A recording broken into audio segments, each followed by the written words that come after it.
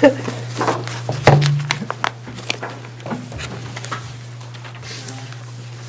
evening, everyone, and welcome to the Board of Selectmen meeting for Monday, March 13th. Mr. Clerk, would you lead us in the pledge of the flag? Yes.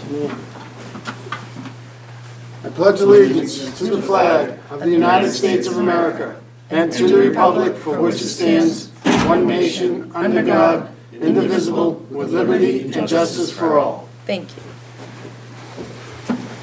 All right, on the agenda for tonight, 6:30, organization, Pledge of Allegiance, read mail. 6:35, 2 items under Police Department. The first, Reserve Police Officer appointment. The second, accreditation update. 6:50, PMBC, Permanent Municipal Building Committee. Couple of items here. Fire station facility expansion, alumni field renovation, town building space needs study. 7:15, joint meeting with the Housing Authority to fill an LHA vacancy with an LHA tenant. 7:30, public input, members updates, selectmen goal updates. 7:45, Director of Public Works, roadway improvements plan.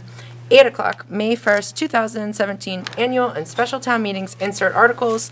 8:20, 3 items under Town Administrator, Assistant Town Administrator for Finance and Budget. First up, Elder Human Services, Council on Aging, a donation.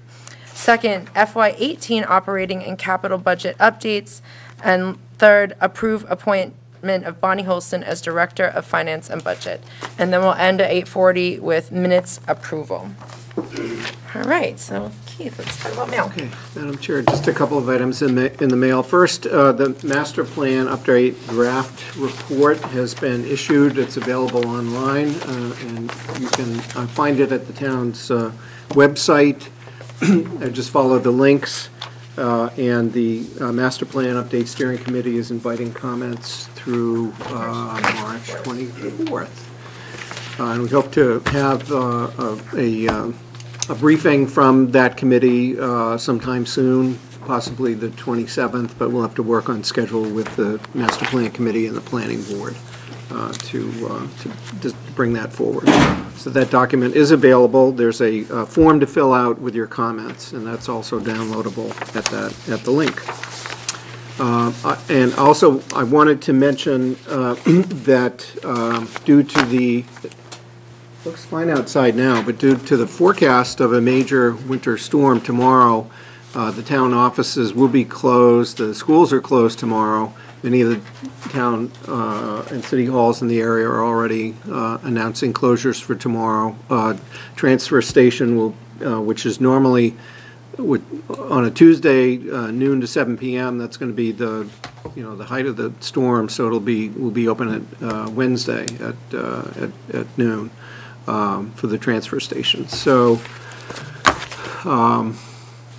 Just to make that announcement, and that has gone out to all town employees and to all departments. And we also, in the packet, have a letter from George Sanders on a number of topics, including the space needs for elder services and council on aging, the town's fiscal outlook, and the funding for the library, and we'll be putting together a response for George on those issues. Okay. I don't know if you want to choose it for public input to speak to that. If he wants to. Or, Mr. Sanders, I don't know if you'd rather talk now or during public input or another spot. Public input. Sounds good. Great, and that's it. Very good. All right. Police Department is up next, and we'll start off with the Reserve Police Officer appointment. Hello, Deputy. Good evening. How you doing? Good. How you doing? TJ Book, I was unable to come. I believe Keith passed around the email to you guys. Started his new job today, and with the new assignments, he couldn't get out of Boston early enough to be here. So I don't know if you guys have any questions. He had worked for us. The board had appointed him in August of 2014, and he worked until January. The chief, and now he works for the United State's Office of Personnel Management as an investigator for their National Background Investigations Bureau in Boston. And the chief had thought that it would be good to, if we can't have him as a full-time patrolman anymore, to at least keep him as a reserve officer. So what you could do is either, because he's not here, either reschedule that to a later date, or you could just say that you know the guy and you're fine with the appointment and then just approve that. Found him to be a good employee and somebody we'd like to keep around. How often do you call him, excuse me, Absolutely. how often do you call him the reserves? The reserves have the ability to fill details. During the summers, we're already lining up many details. They're going to be doing work underneath the train tracks at King and Taylor, that whole area. So that's going to be an extensive job. They're going underneath the tracks, boring under it. So they have the ability to do all the details, but they also have the ability, as he's a full-time trained officer, he'd be allowed to do cruiser shifts for us and fill in for our officers. Where we have hired 2 reserves recently from our reserve pool, we're down to, right now, only 1 cruiser reserve, so we'd like to bolster that back up. How do you negotiate the reserve, that's the hourly rate? The hourly rate is for him, for being the same type of deal with Ashley. She came in at a higher step and locks in where her rate is now, was when she left. Okay, And that's what he'll do as well. Okay. He'll lock into where he left okay, and go from there. no problem. That's all I Any other have. questions, guys? No, I think it makes sense. Yeah. We know him, so I don't think there's any need for us to postpone, have him present. Alright. Ready? Move that the Board of Selectmen vote to pursuant to Mass General Law, Chapter 41A, subsection 97A, to appoint Thomas J. Budka of Air as Reserve Police Officer for the Littleton Police Department. Okay. It's been moved and seconded. All those in favor say aye. Aye. Excellent. Excellent. Okay, don't go far. Or let's see, Chief is not going to join us. Probably not. No. Do we know how the chief's status doing? Not yet. They brought him in around noon, Yeah. so it's a 6-hour Okay. process. So So, be a little bit. All right, thank you. okay, so police accreditation update, regulations. Yep. We forwarded 4 policies for your approval. The department structure and organization, operational readiness, mandatory notification of chief of police, and investigations follow-ups. So if anyone has any questions on them. And were these the last ones that are needed for accreditation? I always Knock wood. hesitated to say, for Yeah. him to say they're the last ones, because, You don't want to jinx it. right, we're Yeah. going through. But these might be the last ones. They're most likely the last Okay. ones. We're about 3/4 of the way through all the folders that we have to go for assessment. So it looks good for us to go for the accreditation end of April, beginning of May. Nice. Great. So I already spoke to the commission, and they think we're being a little aggressive with that, but they think we can get it done. Great. Hopefully you're ready. I mean, if they're saying you're being aggressive, it's a, She states that for us to be able to get 3 assessors in that time frame, because they're very busy, that, as far as our folders and everything, we'll be all right. But it's in order to get 3 people here for, 2 days. To do the actual 2 to audit. 3 days. yeah. With what they have going on. But she said she's more than willing to put it out and try and get people here for us. If not, is there a schedule you get onto? Yep, she'll just keep requesting what it is they put out. They have assessors, and they'll send out a notification through their website to their assessors and say Littleton's looking for these 3 days or these 4 days for assessors. They need 3 of them. And if we get 3 of them for the days, we're all set. If not, we just keep working until we can get 3. Gotcha. Okay, I know I read through and I didn't actually have any questions. I don't know if the board does. Mr. Nope, Farrar, I'm Mr. good. Knox? Someone like myself has got a long reading. I liked the font though. That was a pretty good font. Appreciated that. Yeah. That's the Jim Carr font? It was easy Put on on the eyes. bump. Hey, put on. Chuck, any questions? for No, us? I didn't. It's pretty straightforward stuff. Appreciate it. Same. I actually brought my glasses with me in case you did. Move that the Board of Selectmen vote pursuant to Mass General Law, Chapter 41, subsection 97A, to approve the following regulations for the Littleton Police Department as submitted by Chief of Police Matthew King on March 3rd, 2017. 4.05, Department Structure and Organization. 9.04, Investigations Follow-up. 13.03, Operational Readiness, and 13.06, Mandatory Notification of Police, Chief of Police. Second. It's been moved and seconded. All those in favor say aye. Aye. Thank you very Good job. much. Thank you. Deputy, thank you. All right, that brings us to item number 3 with the PMBC, who I saw join us. At least I see Carl. I thought I saw. There's 3 of them. Steve's here, Carl's here, Joe's here. All right. We're 10 minutes ahead of schedule, and I don't know if there were people that were planning on coming that aren't here. Yeah, that's a good point. That's a fair point. I don't know whether we should take any of the Not other go. items out of order or something. You always could. Public input. You could. Minutes. What's the concern? I didn't hear you. We're 10 minutes ahead of the agenda item. If there were people planning on coming for 6:50, you know, could maybe knock a couple of other items out of the way first. You could do minutes, you could do, Minutes? you could do 8A, you could do 8C. All right, this is where I keep Clancy on his Oh, yeah, toes. 8A, yeah. Yeah? How do you do? Minutes, well, you know, okay, yeah. We're getting up in the B+ range. Yeah. Hey. All right, so minutes approval. Oh, then, all right, so, at least to my eye, anyway, February 23rd minutes are fine as is. However, on the, February 27th, on page 1, where it says members input at the bottom, I'm sure it was just an oversight. It says Karen Knox, were the ones who brought up congratulate Sarah Donovan. That was actually myself in the car. Yeah, so that should be. And, so Glavy. Throw Joe in there, Yeah, throw Joe in too, I'm sure he's in favor. Page 3, on the library building project, the top paragraph. It definitely came up in conversation, I think it's worth including here, that while we voted the language prior to seconding the article, I pointed out that, you know, putting it on the warrant is not the same as endorsing the article at this point. So I just want to make sure that, you know, that was on the record. We may yet do that at some point, but we didn't do it with that vote. Other than that, I have any problems?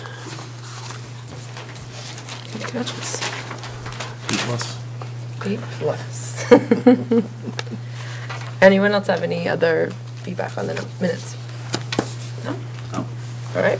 Move that the Board of Selectmen vote to approve the minutes for February 23rd and the February 27th of 2017 as amended by Selectman Glavy. Second. It's been moved and seconded. All those in favor say aye. Aye. Thank you, Nancy.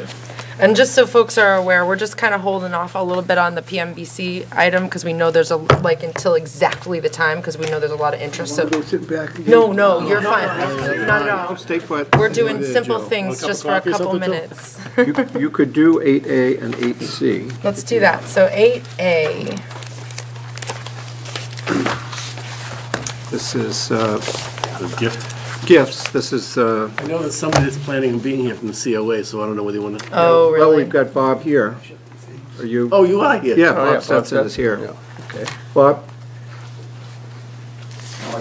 We're doing this. Volume is up. Just, We're doing it early. we're just doing this early so that you don't have to stay late. So this is, Is he here for this or is he here for Yeah. the? No, because Pam can't make it, so we wanted to be yeah, here. Pam can't make it, so Bob's covering. This is what you were here for, right? Yes, Yeah. Yeah. We're going to do that now. okay. That's fine. Do you want me to say something, say anything? Well, I can introduce it. I'll introduce it, that the Council on Aging has received 2 checks from the Henry Vincent Cooper Foundation. One is the annual gift of $10,000 for the Energy Assistance Fund, and the other is a special gift of $5,000 for the Transportation Program. And we're delighted to get both of those gifts. We've received a huge amount of community support for both of those programs, and always appreciate the support from all those who donate. So, thank you. Oh, Bob wants to say something. Bob, would you like to say anything? I don't need to say anything, we're just so happy that it's coming. They've been just wonderful to us, and this is the 5,000 especially is an extraordinary gift. The 10,000 they've been giving us for years was very, very important to our work. I trust you folks send them a thank you letter, or should we do that too? Just going to say that. We'll do that too. We'll send the letter. Yeah, we'll too. do that too. Thank Yep. you. Thank you for Okay. being there. Thank you. That requires a vote, does it? Yes. All right. Oh, yeah, sorry. Move that the Board of Selectmen vote pursuant to Mass General Law, Chapter 44, subsection 53A, to receive deposit gifts from the Henry Vincent Cooper Foundation as follows. One for $10,000 for a special gift fund for energy and other assistance for needy Littleton residents. And two, $5,000, the special gift fund for the transportation program for the Department of Elder and Human Services. Second. It's been moved and seconded. All those in favor say aye. Aye. Very good. Thanks, Bob. Thank you. And thank you, Cooper Foundation. Yeah. Okay, are we close enough at this point? With You 6:30? got 5 minutes still. You could do 8C, which is actually a procedural vote, but we want to make sure that it's on record. And I should say that Bonnie Holston is at a 3-day training, which has been collapsed into a day and a half, so they kept them late today and send them back early tomorrow at UMass. And but this is for her certification as a financial officer. But we did want to have a record of the board vote. The position to which Bonnie was appointed back some 10 years ago no longer exists with the new bylaw taking effect, that the Assistant Town Administrator for Finance and Budget becomes two positions, Assistant Town Administrator, which you filled recently with the appointment of Anthony Ansaldi, which takes effect on March 27th. So we'd like to have a vote on record where it's my appointment subject to your approval. We'd like to have that vote on record to designate our existing AAFB as the new DFB, the new Director of Finance and Budget. So you get used to that abbreviation. Well, I struggled with the AAFB. I had a real hard time with that acronym for some reason. Just when we were comfortable with that. But. Yeah, I finally kind of got there in the end. Okay, board members, any discussions, questions? No. It's the final piece of the puzzle. Yeah, exactly. Yeah. It's just And it would take effect on the same day. It would take effect 2 weeks from today, when we have both positions filled. Ready, Madam Chair? Ready. Move that the Board of Selectmen vote to approve the Town Administrator's appointment of Assistant Town Administrator for Finance and Budget Bonnie Mae Holston instead as Director of Finance and Budget pursuant to the amendments of Town Code Chapters 3 and 17 approved by the special town meeting on November 16, 2016, and by the Attorney General on January 24, 2017, with said appointment to become effective March 27, 2017. second. Moved and seconded. All those in favor say aye. Aye. And opposed? And do we all say aye? Yes. Thank you. Good. Now we are We're there. 1 minute early, but I think we can get started. You do a nice introduction for Joe? You do a nice introduction for Joe. Are you set? We're ready. All right. Welcome, PMBC. Thank you very much. Steve Moore is a member, Hello, Steve. and Carl Bryant. Carl's over here. Chief Wazinski's on the...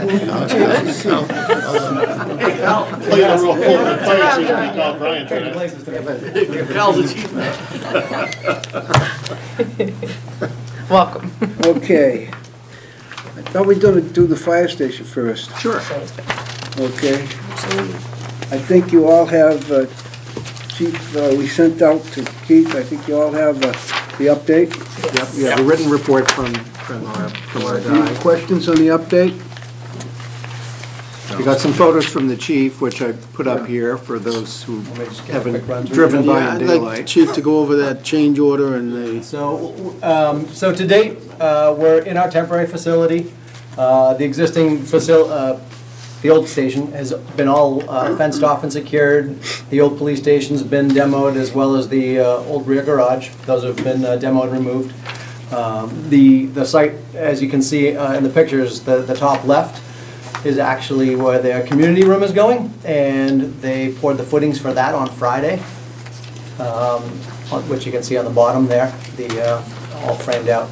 And then the rear section, where the garage is going, the new garage, they've been working for the last week and a half removing material. So as they started to dig, they actually found all the ash from the old town hall that burned in the early 40s. They found old foundation pieces, stumps, about 1 to 2 feet of loom across the entire thing. So that entire garage area had to be excavated out and removed. So that was, you know, a little bit above and beyond. So that's tapping into the contingencies right now. So next week, as long as once the snow's cleared off the site, they'll be bringing in an additional 2,000 yards of material to put back in the garage area to bring that back up. So they basically, on the average of 4 to 5 feet of material that they had to remove from there. What was the cost on that, Chief, do you know? Has that come down? It's still in process. Okay. Depends on where they end up getting the material from, the time, everything like that. It's a few things that factor into that. Make a clean fill wanted sign, put it out on 2A? We have a site where it's going to be brought back in about 2 days worth of time. So Nice. it'll hopefully happen quickly. So they ran into a few issues in the very beginning when they had the design with the steel company as far as the prefab structure of the garage. So that put a little bit of a delay into it, but they assure us that we will be staying on schedule, and they will be working Saturdays for the foreseeable future just to make up that time to guarantee that we're back in there in December. At this point, we've paid out the first wreck, which was about $170,000, and there's 2 more that have been brought forward that haven't been paid out, but they are making progress. And as you can see, like the main the old town hall building first and second floor have been framed, and they're looking to start the framing in the old garage portion probably next week. But they're running utilities at this time, bringing those in through underground. What else? I think that's about it. So, Sure. Gas, you going gas? yes, Gas? yep. We were the last building in town to use oil, and that's all been removed. That was actually one of the little cleanups that we had. A couple other foreseen things were the underground pipes that went from the fire station to the old police station were all asbestos, so I had to remove those too. So that was a couple other. Chief, on that same list you had one I was curious about. Unforeseen ledge being found along Foster Street where drainage structures are being located. Did you already mitigate that problem? We did. So right on the corner by the Leibowitz house, they had to put a new drainage system, and they ran the new drain from Fay Park across the front of the property and then down Wilderness Road to where the basin is for the drain for Fay Park. And as they were digging, they ran across numerous chunks of ledge, so they had to, basically, they hammered it out. They didn't have to blast anything, so they were able to do it with a pretty big hammer on the excavator and mitigated that. And then they found a couple more chunks out in the back part of the garage when they were finishing excavating out that area. So those were a couple things that, added some time to remove it. And all sorts of fun stuff in there, huh? Oh, yeah. Yeah, hopefully that's about it. Okay, any questions from the board? Seems pretty Everything on straightforward. time, Joe? Pardon? Everything on time? Is it on time? Yeah. It will be. I just want to add one thing. The chief is right. We paid 170. We also cleared 222, the second one, and the third payment we'll be paying, we'll approve Wednesday night. And you know how the payments work. They have to be approved by the architect and by our clerk, our OPM. And so we don't do it until they sign them. Okay? One thing I'd like to add on that, I mean, we really went into this project, on budget and trying to be, conscientious about the funds, but, I give kudos to the OPM they've already caught several little things that was, either missed or trying to go by with the contractor, and they've probably already saved us about 60 or 70 grand. So they're doing their job, and they're doing a good job. And they have an on-site person. Yeah. It's a little more expensive, but it's our budget, and let me tell you, he's counting how much loan they take out. Oh, yeah. So that's it. Any questions on the report, the financials? Okay. Now what do you want to hear? We have alumni minutes in our order. Okay. Let me just point out that Kyle is overseeing Alumni Field, and Steve has offered to help. And we just received the latest set of books. There was specs we were supposed to have about a week ago. They went out on the bid, and we hadn't seen them, but they're now in, and I've called upon Mr. Crowley, and he's agreed to review and make any comments, because we feel we're going to have to put out an addendum of some things that were either missed or so he's agreed that he would do it for us. He did, by the way, we had to redo the fuel station that was done, and he did that one to get it in order. Unfortunately, I talked to him today, he's got the flu. So I told him not to come see us. Yeah. Thank you. Yeah. We appreciate that, Joe. But he promised me he'd help. Hope you feel better there, Mr. Crowley. Carl is keeping his, keeping track of it. Let me just report that the big thing is right now that we're concerned about the contingency fee.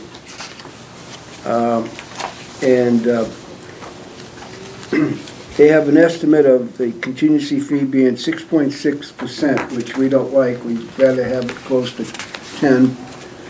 And the 6.6% is because they said that we asked them to hire a clerk of the works at $70,000. And if we could take that out, they could get up to 8.6%. Now, the reason we look for a clerk of the works is that this is going to be a big project, fast project, number one. Number two, we're dealing with an architect and 2 or 3 subs that he used, did some of the specs, all right? And then we'll be dealing with a construction person, contractor, and subcontractors. And we've got to have someone watching these guys all the time. I don't mean to say they're going to do anything wrong, but you got to be on top of them all the time. Our OPM, for example, keeps us posted daily on what's going on, and the man on site, Brian is on site, is really good. I mean, he can tell you how many loads of dirt they took out, and how much it weighed, and so forth. So they pay for themselves. Joe, is clerk of the works the same thing as OPM? Or is it? No. The OPM is the bigger one. The clerk of the works is actually on site all the time. Oh, okay. He lives in the trailer. Okay. Quite frankly, several of us feel that $70,000 is not enough. We feel because of this project, the speed of the project is going to be done, and how fast we got to stay on top of it.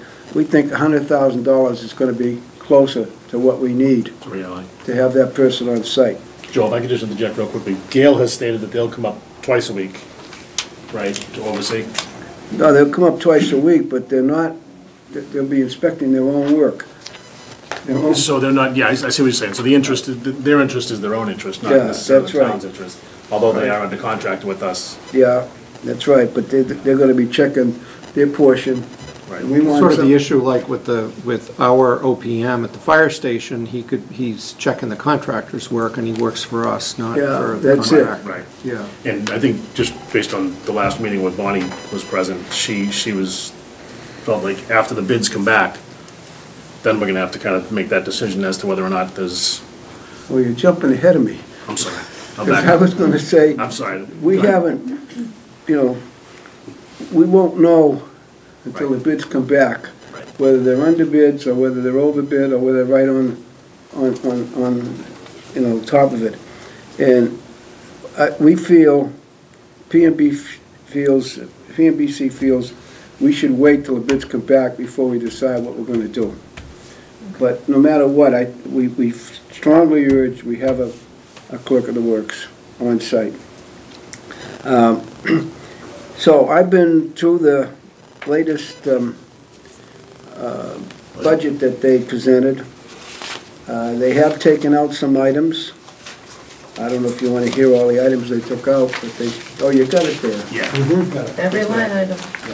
They took out, if you go to page 4 or 5, you'll see the items that were taken out so far. They listed as alternates now, is that what you're looking for? Deducts. Deducts.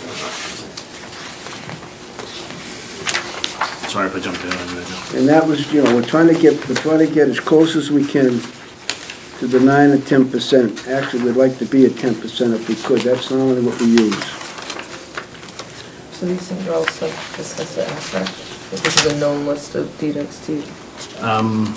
Yeah, it's more, any of the design stuff is, AFRAC's been involved with that, but as far as the deducts, the budget, Bonnie has worked with the PMBC, and I've been representative of AFRAC at the PMBC meetings to talk about. We're going to those talk about that because we want to, well, I'll get to it in a minute, but Gail has issued the advertising central register. We posted the ad in the paper, and the project is on its way. The pre-bid meeting was scheduled for March 14th, which is tomorrow. And Gail, I talked to Gail over the weekend, they've already sent the notice out and moved it to Thursday, March 16th at 10:30. And they sent it out with an addendum, so everybody that asked, called and wanted bids, they would get a copy of the addendum saying don't show up until Thursday. The school superintendent has been informed of the rescheduling too. Now, let me just stop for a second and explain a little bit of why we want a clerk of the works. We're going to be doing a lot of work while school is in session. While buses are going down to pick up students, while parents are coming in with their car to drop them off and pick them up.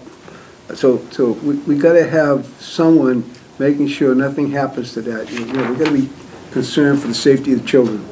We can query every worker that's there, but you know, if trucks are going to be hauling loom out, and they've estimated anywhere from 35 to 50 truckloads of loom have got to come out of there. I mean, those are big trucks, and we're very concerned. So we've asked for a complete plan of how they're going to cover the safety of the children. All right, and which is part of the bid package. yes, but it's going to be added to. Okay, because the superintendent, I shouldn't say superintendent, but the school committee hasn't approved the whole thing yet. It was made up by Darrell Baker, and it covers probably 70 to 85% of it, but we got to make sure it's 100% right. So, school committee. You have I'm the not chair, following you. you have the chair of the school committee on the.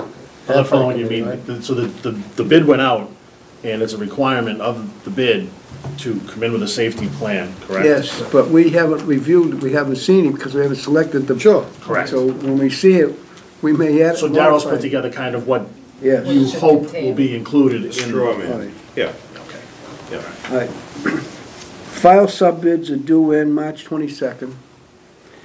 And that's the subs that provide work like electricians and plumbers and so forth for the contractor. The general bids for the alumni field itself are due March 30th, and the amenities, which are the buildings, are due March 30th also.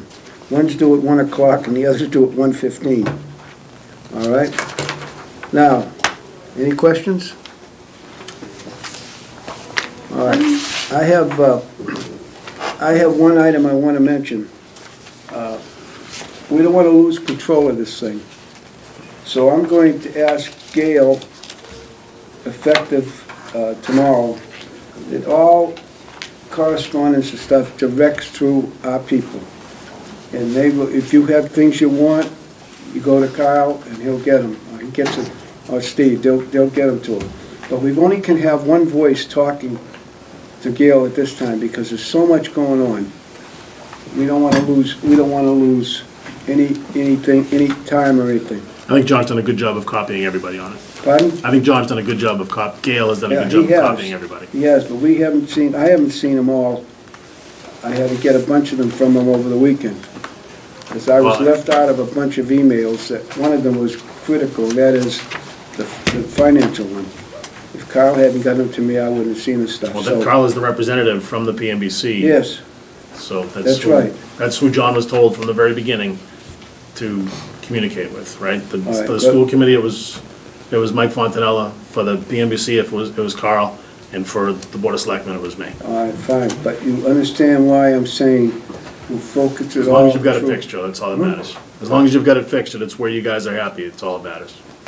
And so, if you have something, you come to Carl and we'll work it.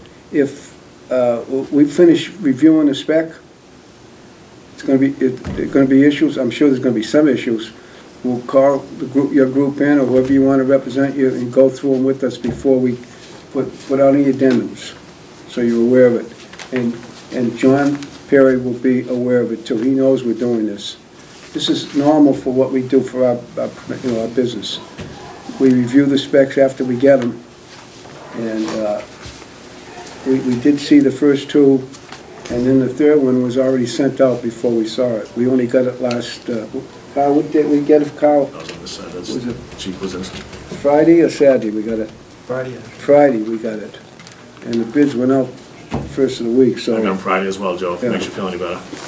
So any questions? Well, I think the process has been going good, now it's, the AFRAC has turned it over, they're still involved as well they should be. Any of the design element is still, Yeah. there's input to PMBC and to Gail Great. from AFRAC, which was charged from the Board of Selectmen to do Sure, that. fantastic, great job, keep All it right. rolling. Thank you. Now, I guess I have one other item I saw, I didn't even know it was Yep. on there. Can I jump in real quick, Joe, before you do that? You just did. I'm asking your permission. If you want to keep going, I'll go after you. You know me, go ahead. All right. There's been a number of people who have been posting stuff on social media that we need to go to another town meeting and we have to budget something additional because we approved $4 million at town meeting. And the total budget for this project is listed and posted as $44,070,593. The reason that $70,593 is in there is because under municipal projects, that $70,593 was approved at a previous town meeting and has to be included in the total budget for the project. The project, as it sits in front of the PNBC right now, the money that will be spent by the town for this project is $4 million, not to exceed $4 million. The $70,000 is already spent.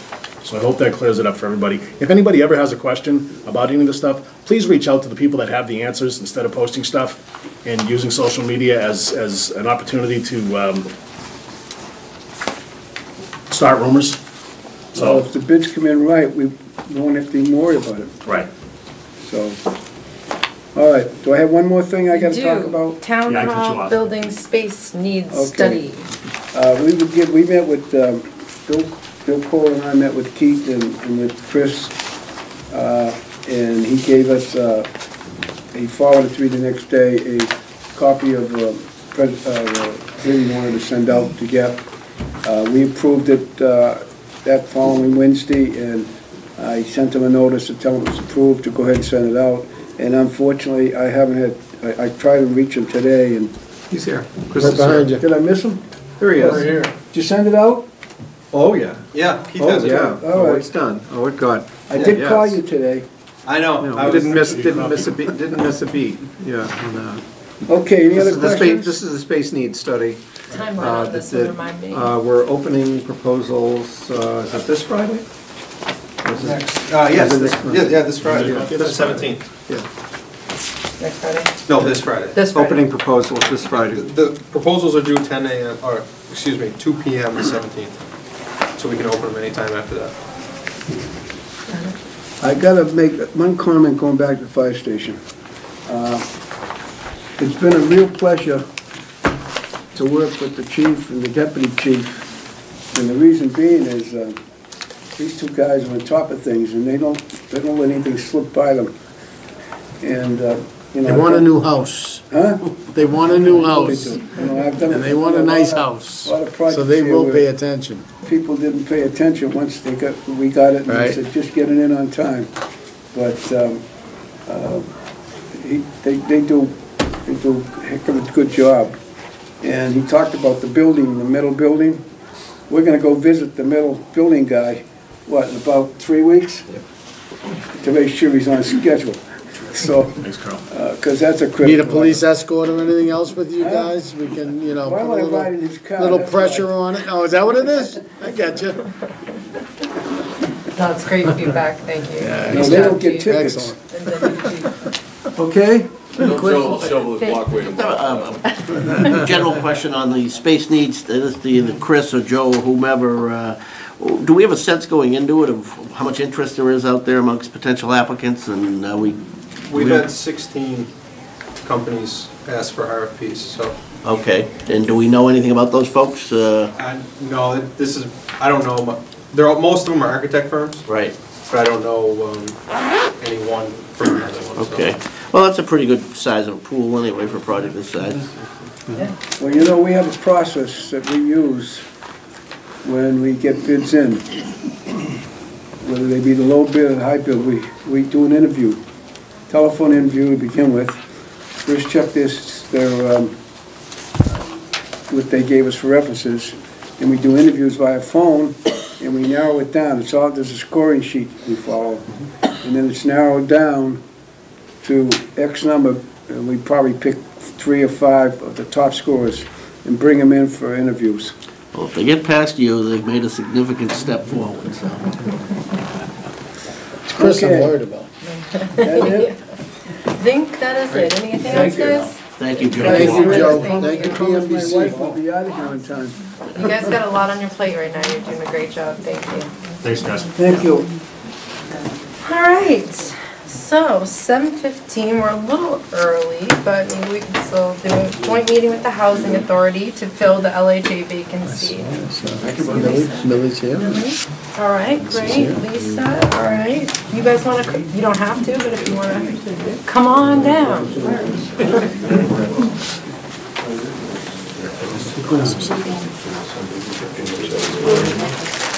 Oh, front row. That would be great.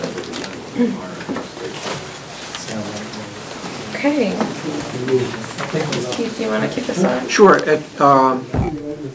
About a month ago, we reviewed with town council what the procedure was for filling a vacancy on the housing authority, and came up with a solution that, because the state law was amended in recent years to provide for a tenant member from the local housing authority to serve on the board of the housing authority, that we found we got the appropriate clearance from the state, and as outlined by town council, to fill that vacancy, not by election, which it has been filled with, but instead by the Board of Selectmen and the remaining members of the Housing Authority Board, filling the position as you do on occasion when it's vacant. and that's under Chapter 41, Section 11 of the general laws. What's different about this particular time is that rather than filling the vacancy through the next election, since this is not an elected position, you would fill it either to the expiration of the term, which is in 2020, or until the time when the Massachusetts Department of Community Development issues guidelines on how this tenant position is to be filled. So whichever of those occurs first, I'm hoping that it would be the DHCD will actually promulgate the regulations. They have draft regulations now, and we're hopeful it can be soon. But in order to proceed, what the board voted to do a month ago was to invite the tenants at the Housing Authority to apply for this position. And through the offices of the Executive Director, Lisa Larrabee, she crafted a letter that went out to all of the tenants and invited them to apply by a deadline, and we received one application.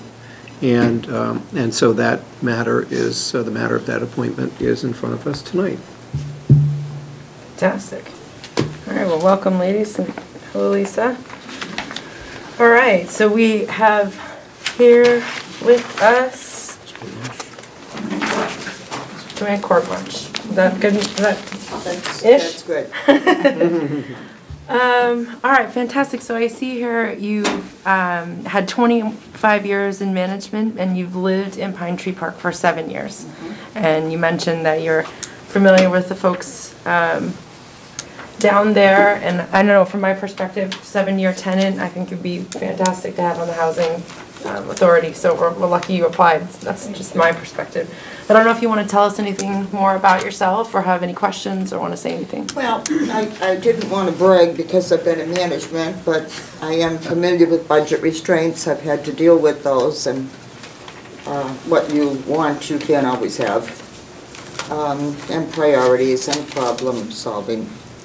I don't have a college degree, but what has worked for me through the years is common sense, communication, and people skills.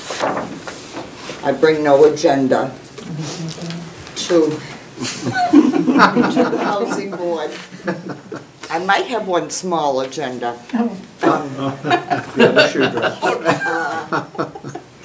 I may not always agree with the rules and regulations for Pine Tree Park, but I do respect them and I do obey them.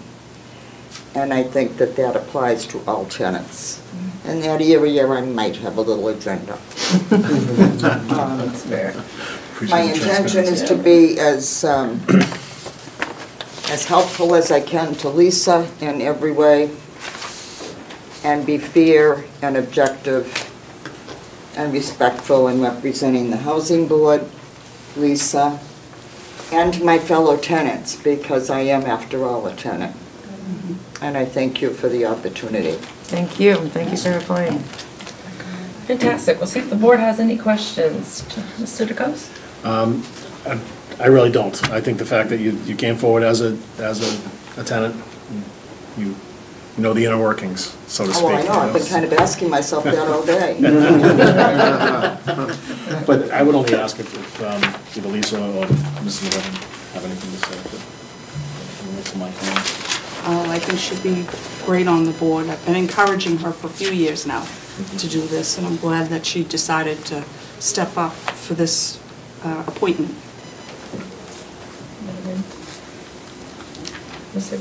Well, I was thinking back when we served together, when I served on the Housing Authority, that was about 30 years ago, really. Of course, you were probably in your second decade on the board at that time. You were there since the very beginning, is that right? I'm trying to recall, I know we never had any tenants obviously appointed because they were tenants, but I'm not sure, do we ever have any that were elected? So this would be a first, and it's long overdue, I think, to have representation. What's that? Yeah, yeah. It's good that it's finally happening. It's a shame it didn't happen organically just through the electoral process, but Yeah, but it's great to have that voice, and it's important, because having served as a commissioner myself before, you don't always get a sense, sitting on the board, of what life is like living in those buildings, and it's a great perspective to have, Joanne, and I love what you just said in presenting your own credentials, and I think it's terrific that you're stepping forward. And Millie, you were actually there at the beginning, weren't you? Actually, Stan Knox was there and he resigned. Oh. And right when they started to build them, I was there. Yeah. But I wasn't the original one. Yeah, well, okay, Archie was there too, right, Reverend Yes. McCree? Yeah, we had a nice one, lots of people. Yeah, a lot of good people over the But years. I wasn't original, but within a few months I was, but, Okay, yeah. after the flood, slightly. I just want to thank Lisa, too, because when this vacancy arose, it was Lisa who cornered me and said, well, isn't it time we filled the vacant, the law changed a couple of years ago, isn't it time we filled the vacancy with a tenant? And I have to say, I hadn't actually heard that part of the change in the law. It was something happening within Housing Authority and DHCD circles, but we just took it and we got it done. I don't know, I think and then we probably are the first town that's actually made an appointment under that new law, or we will be tonight. So, good for us. The other point I have is just procedural, is that it looks like, Millie, you're the only commissioner that's here tonight, but the others were all notified because... Definitely on board with it, yeah. Oh, okay, and well, it's just that when we go for a vote, they're all eligible voters, and we need a majority, not that we have a contest here, but we need a majority of both votes, right, Keith? So we need... No, it's the total. So you have okay. 5, you have 6 voting participants tonight. But just to clarify, the other 4 commissioners were made aware of the meeting? Absolutely. The other three, Okay, yes. fine. Other 3. Yeah. Yep. I'm just shocked Gino's not here. That's, I know. We saw, he was in the building earlier today. Told her to be safe. Maybe it's tomorrow night he'd be upstairs, but not tonight. Okay. Anything else, Glenn? No. Just to echo what Mr. Glavy said, your whole piece about common sense, it's duly noted. It's so much lacking sometimes throughout this country. Not alone Littleton Housing Authority, but you've got a great dedicated group. Lisa's been fantastic since she was appointed 3 years now. I do, yeah. 3 years. How long you been with us? Well, I worked for Michael before, Okay. the prior director, so 20 years. Boy, Yeah. wow.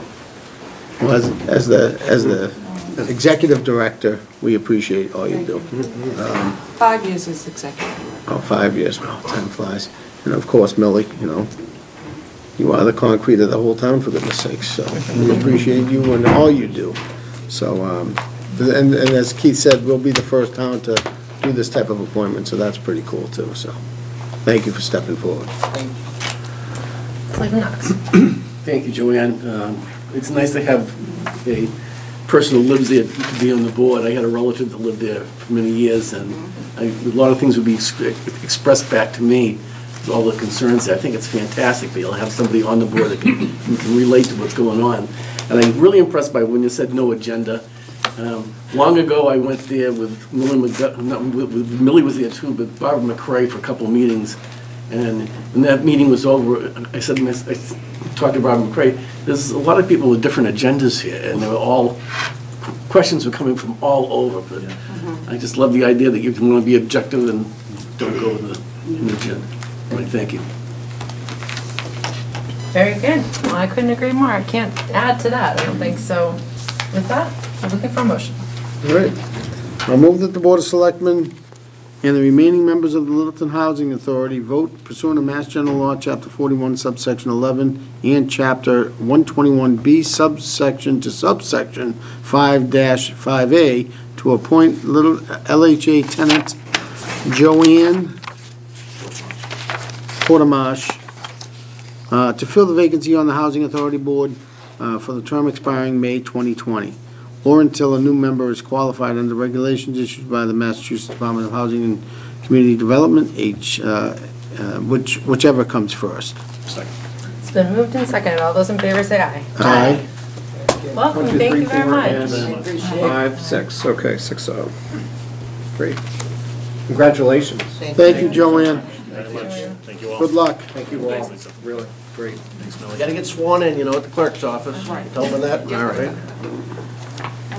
All right, thanks so much. All right, so that brings us to item number 5, which starts off with public input. Any public input? Sounds like George. Well, yes, we'll go with you. I just had a Name and address, sorry. Erica Cudborny, Fox Lane. I just had a question, a couple things about the needs assessment and what exactly would be included in it, and whether it will look at 2 options of one with the library still here and one with the library vacated. This is the town hall needs study. Yeah, the building needs assessment, that there are, if I could, there are a number of scenarios in there. And one of them is to look at, if the library project did proceed, what would the cost be to repurpose the wing that's being vacated? So that's one thing. The other thing would be to look at, are there alternative scenarios for meeting the needs of library, council on aging, park and rec, and other users of this complex that did not involve that proposed new structure. So there are a number of scenarios that the architect would be asked to look at. And another question I had was, there was a article just recently in the paper about a school budget shortfall. And I know I was at a Selectmen meeting in February where there was some unexpected income from the point from the hotel and restaurants. And I believe that money was put into capital, and I was just wondering if I have that right, and if so,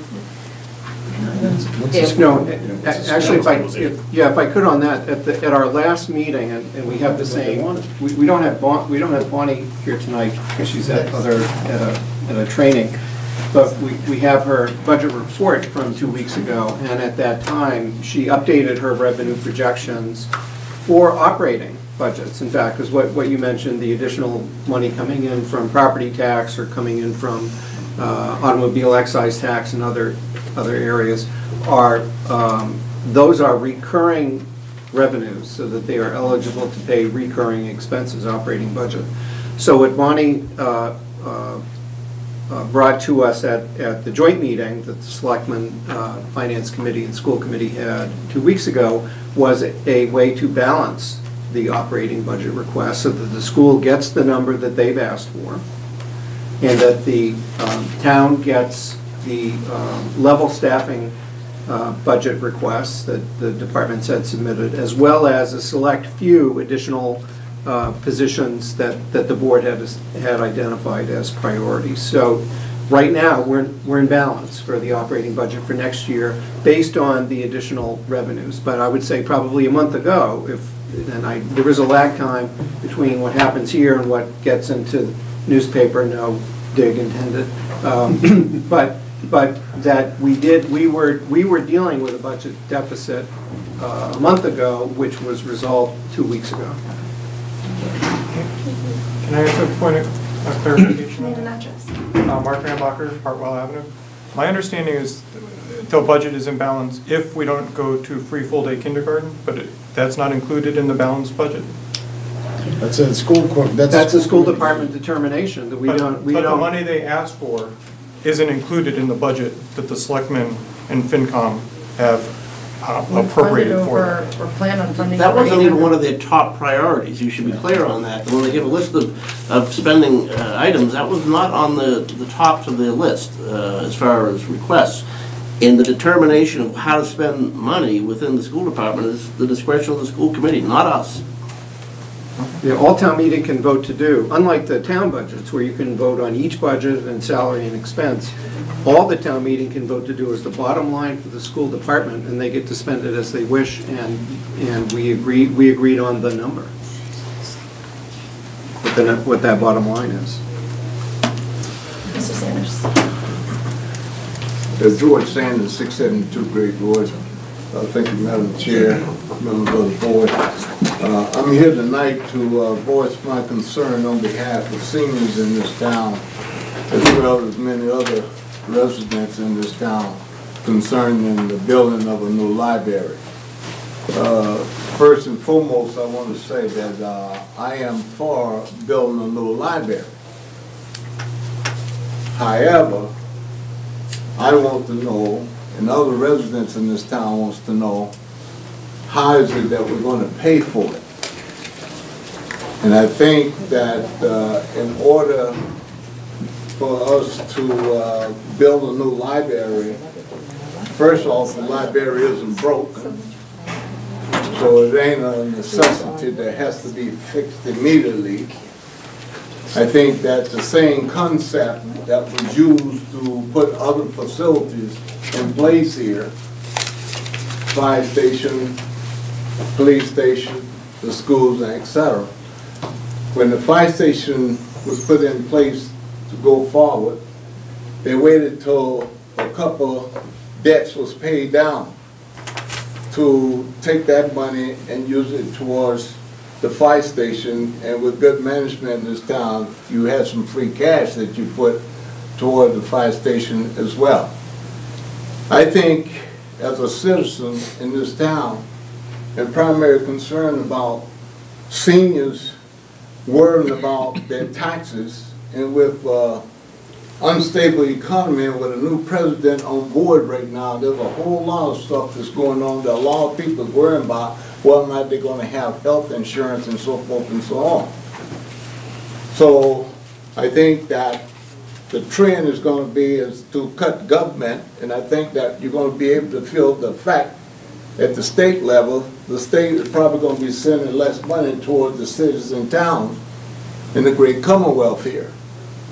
But I would say that I have asked this body here to set up at least 2 public hearings where that you can feed the data as to what the outlook of the financial picture for this town if we go forward building a new library.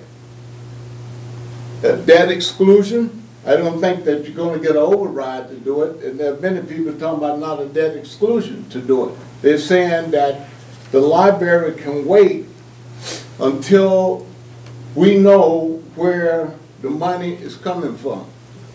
And I think it's important that the citizens in this time, and especially the seniors, they're concerned about the taxes that they're having to pay, which is automatically goes up 2.5% each year.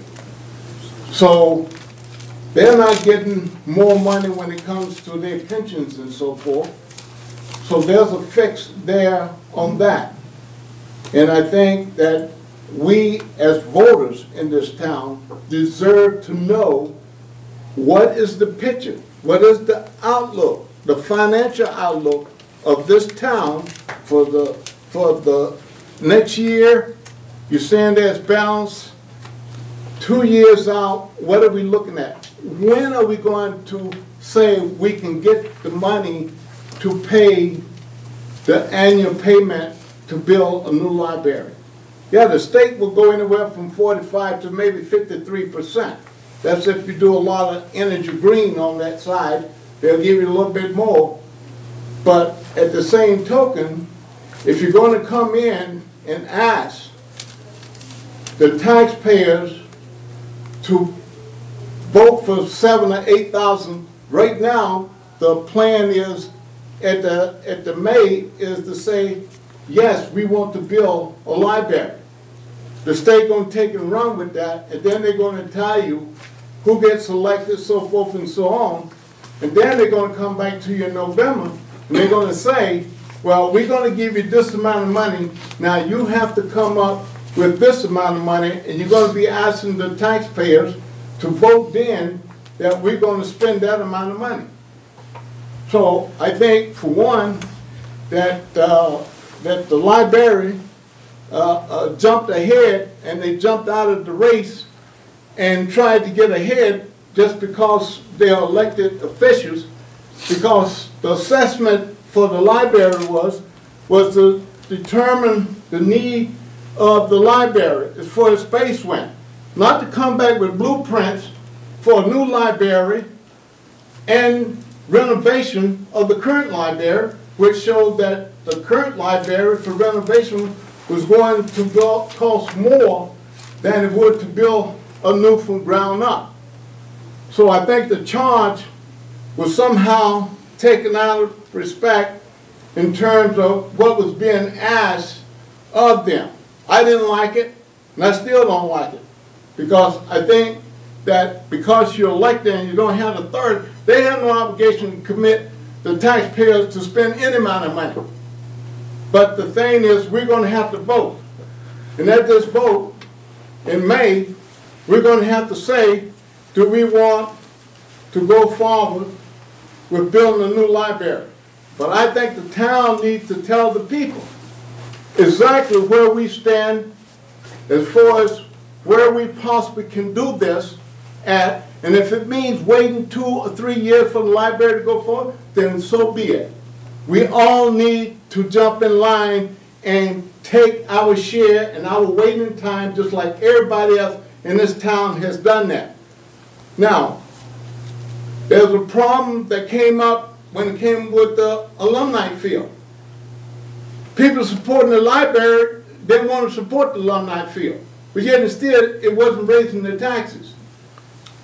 So my objective is to ask that this body have 2 public hearings where they can put this information out to the taxpayers, and based upon that is where I will make the next step decision as to what I'm going to do, because I'm going to call on all those alumni people that was out there, that we supported, the seniors supported your goal to go and rehab the alumni field. If it says that we need to wait, I'm going to ask you to come out and vote, and let's stop this and do it when the town tell us that they got the money to do it. Thank you. Thank you, Mr. Sanders. I think that's absolutely a reasonable request, and I know we're going to insert articles tonight, and we should think about public hearings for several of the topics, but I think it's a great point. I'm happy to work with Mark and maybe Bonnie or something to put together what that might look like, a strategy there, but a public information session, I think, is absolutely. I'm just a little confused. What are we voting for, Bob, for the library, about the library in May? I thought it was just to give them some kind of an agreement to go and try and get a loan. I didn't know we were voting. Though I do agree that if they take a vote of any kind, people are going to see it as a vote yes or no for the library. Can I clarify? Certainly, Mark yes. Rambacher, Chair of the Library Trustees. In May, all we're asking for is permission to apply for the grant that we've already applied for. From the town, permission to take the rough schematics that we've presented and to use the site. We do not know when we will be asking the town for money for this. It will become at some time. The earliest it could possibly be is in November town meeting. We will not know until at least, we'll know in July whether we'll be asking for money in November. Beyond that, we don't know what year it will be. It's up to the state. Right now, all we're asking for is permission to wait in line to get money from the state if the town should decide at a future town meeting to build a library. Right now, we don't know when that will be. All we're asking for is permission to stand in line for money from the state, right? No, it may be when the town meeting is up. This is the article that the Board of Selectmen voted to insert at the last meeting. So it's for those approvals, approval of the schematic plan, authorizing an application authorizing the grant application that went in, and then authorizing the transfer of the site, the slope site, for this purpose. And all those votes are conditioned upon award of the grant and a subsequent vote of town meeting to come up with the local match. Because of item C on that, which involves land, it will be a 2/3 vote of town meeting that's necessary on May 1st for this article. Just to follow up what I said, I feel a lot like George. We don't know whether we have the money to do it. I've heard rumors of $8 million to do it, and it scares the life out of me as a resident of the town. And I have a feeling that if you ask for this kind of a vote, what you're likely to get is people voting yes or no for a library. At least that's what they're going to think it is, not what it says there. And it makes a commitment. And George said that, you know, everybody's been standing in line and coming to the board and requesting and being approached for the firehouse, for the alumni field, for other things. And all of a sudden, this seems to be way out on its own, flying around the sky. And I am too, as George said, and George and I have been working together for years, but I didn't even know he was going to say it. But I agree with him. I think that I'm a little bit concerned at how it's being handled rather than whether it's being handled. Okay. Can I just add one quick? So we will have another library informational session April 10th at the police station. If you have these concerns, come in. The trustees will address them there. We cannot address the future of the town's finances. That's outside of our purview, but we can tell you the process that the library's been going through, how long it's been in the works, all of that stuff. All right, April 10th, 7 p.m. at the police station. They are videotaped. So it may, to Mr. Sanders' point, if we were to have an information session, whether it's before or after the April 10th meeting, to kind of paint the financial picture as Mr. Sanders asked for, I think that may be helped for people to understand. And the other thing that we can do is, this is our article that we're putting on the warrant. Yeah, I understand. On behalf of. And I guess what we're questioning is, should you be doing that? At this. So we made the decision as a board to put it forward so that town meeting can decide whether, we could have made a vote to not have it go forward, and it wouldn't be a town meeting. This conversation would be over right now. We could have voted to endorse it, and we didn't do that either. Correct. So we made the decision to let it go to town meeting, let the town decide those three buckets. The heaviest of which is the 2/3 because of the land. It's 2/3 because it's one article, and one rung on the ladder is a land transfer of the slope site, because it's considered surplus land under the school department. And does the town want to, in fact, use that surplus land, transfer it to another town department? That's what it authorizes. So maybe we need to do a better job of educating people what our article states, so that people will have a better understanding, and then we need to do a better job of educating people as to a financial picture. And we'd have to definitely incorporate Bonnie to that conversation. Yeah, I can take that one to work with Bonnie and start shoring something up and then get a public information session scheduled. Melissa just volunteered to do it. Yep. But if I could, one of the messages that we've had consistently with, from the finance team to the library is that we can't afford to take on a new project like this comfortably until significant debt has been spent down, so that we can take on the new debt.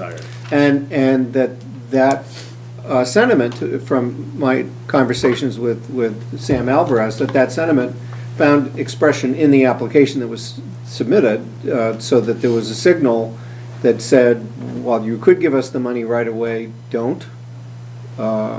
If we got it, if it were offered in a future year, that would be more affordable. So. Yes. Hi, I'm Christine Nordhaus, Star Hill. I have a clarification question, but the thing is not up there anymore. But my understanding of this vote is that the vote in May is to allow the grant, allow us to ask the state to match or to pay for 40 to 50% of the library, correct? We're asking, I mean, I know there's addition with this, with the land transfer, but is that the correct, am I correct? Is my understanding correct that we're asking the The 3 state bullets will tell you. to give us half, I know, my eyes. Yeah, We're asking the state to give us a certain percentage of the, Well, the percentage isn't known, so that's not really there. It's a grant. I know with the, you know, the historical So we know reality the- isn't that, but this vote here does say that the town would appropriate local funds, and it's left, I think, sorry, it's just- appropriately nebulous, because we don't know what a match might be, correct, Mark? I believe according to the formula we were given, the match is about 47%. I don't know if that is going to change, but that's what we were told. okay, I didn't mean to split hairs on the Yeah. percentage. That's an important point. It is, but the question that I have is, we're asking the state to give us a certain amount of money, and that's what we're asking. We're asking the town to approve, for us to ask the state to give us money for the library. Is that correct? So this is applied. Yeah, procedurally, the state requires that a vote of town meeting be made to authorize the submission of the grant Right. application that the trustees have made. Okay, so And now- That's already been done. The application has to be and- done. right. But in order to satisfy the state's, the the application's been done, we're process. just officially Right. approving it. All three of those bullets are up there because the state is requiring that that we check each of them off in order to be eligible, in order for the grant application that's already been I see. submitted I to be see. eligible for review. If you don't get those approvals, the grant application that's been submitted is not eligible I and see. it won't be considered further. including the design. Yeah, I mean, the design The becomes, schematics, yeah. and the transfer of land, you know, kind of cement what the project's gonna be. We're not asking for the town to pay anything right now? No, but you are saying at a later date, if we do come back to ask them exactly what the design is going to be and what, you know, what land we're talking about. Yeah. So is there a time limit I'd leave on the that. state? Like if we do get approval, is there a limit Limit on. on how long till? So the way the grant process works is there's 30-some libraries that submitted for this grant. Right, I know They that, pick, Yeah. based on the amount of money the state gives every year, they pick a certain number of libraries. They rank all those 30 libraries, and then they give out money to those libraries as they come available. If you're at the top of the list, you'll likely get money in 2017. I see. If you're lower down, Madam you Chair, might get it if in I may, 2022. Mark, it sounds like you need to go to the information No, I know, system, I'm Christine. sorry, I didn't mean okay? to sidetrack. Just so, I mean, I just we thought- have a meeting to conduct and. I know, I would get love that. to- I was just love to- asking a question that I was having a hard time expressing. It wasn't, Okay, yeah. thank you. Thank you. Could I ask just how does this tie in with the needs assessment study, which we've approved an amount for, and which is going to be looking at the needs assessments of all of the agencies which are in this town hall, which is the library, the COA, the Parks and Recreation, the school department, so and what if they come up and say, hey, we can do it without having to do that? And they seem to be happening at the same time, but they're not happening at the same time. I think you're We're right. saying go ahead That's exactly before correct. they're saying what to do. Bob, if I could just ask, there were a couple folks that were in the back raising their hands, so if you could just wait till the chair calls on you. Sorry. No, they're parallel efforts. You're exactly right. That could very well happen. And the town will have to take that information and decide what to do with it.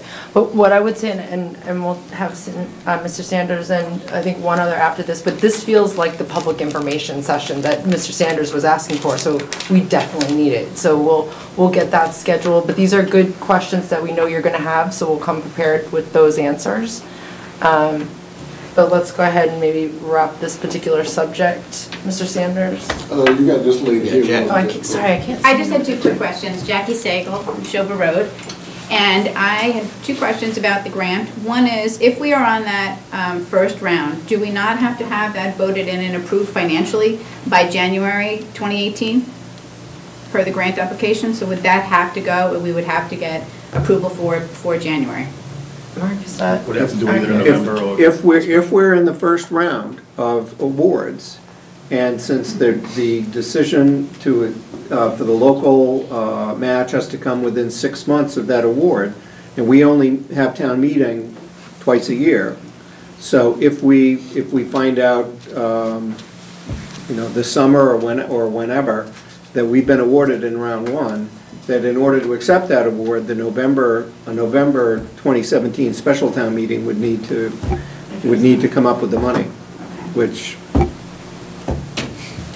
Second question? Second question? So the second question was, we are not voting to spend any money in May. However, we are voting to submit or agree that we're okay with submitting the application. However, if we choose at a later date to accept the money that's awarded by the state, we are in fact agreeing to build a 24,000 square foot new building on the slope site. Am I correct? So there's no changing that. So we can have information meetings all day long, but we are still with the same footprint.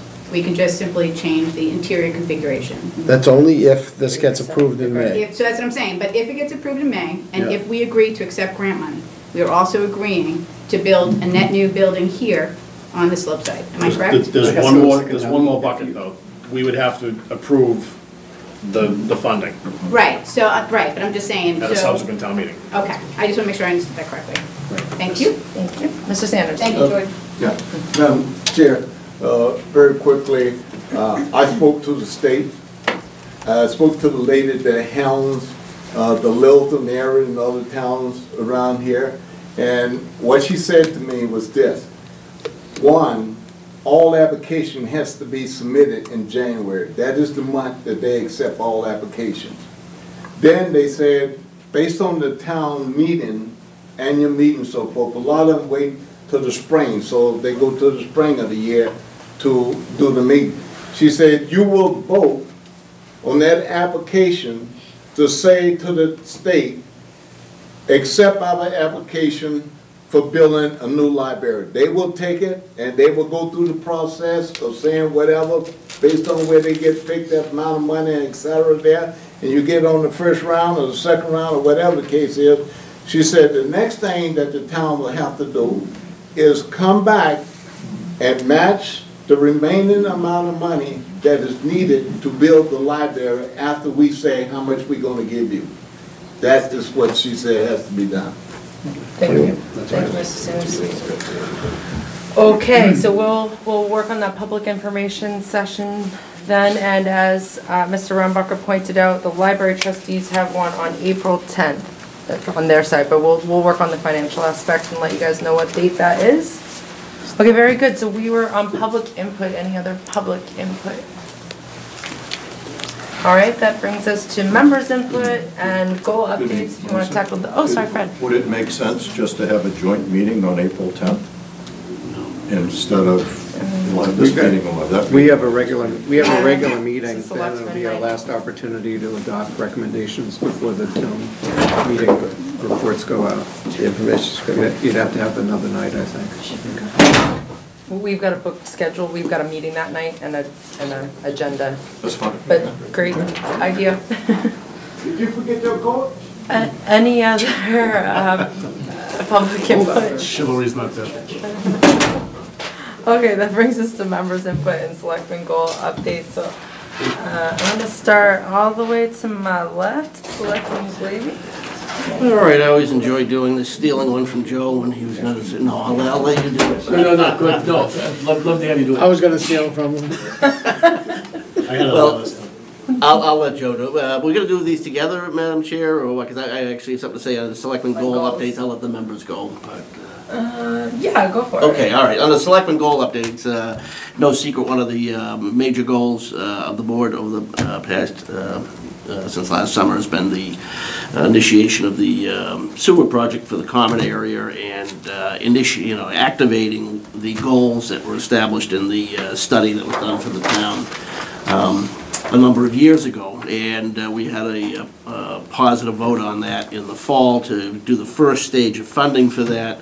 At that time, we promised that over the winter, we would begin the process of investigating grant eligibility as well as getting an RFP out the door. And today, which Bob Zimmerman and Keith met with some state environmental officials a while ago, probably back in December, was it, Keith? And there's nothing real there yet, although Bob on subsequent updates has told us that some programs that have a date, application date of May, we might be eligible for, so that, that process goes on. More concrete is the RFP process, which Chris Stoddard got right on to work with as soon as he got on the job, and today was the day that we actually took in 4 bid applications, and we had an opportunity earlier today, Chuck, myself, Keith, to see them briefly, but also, and Bob Zimmerman was here, but also Chris has spent 6 hours reading them today. All right, so we think we've got some good applicants.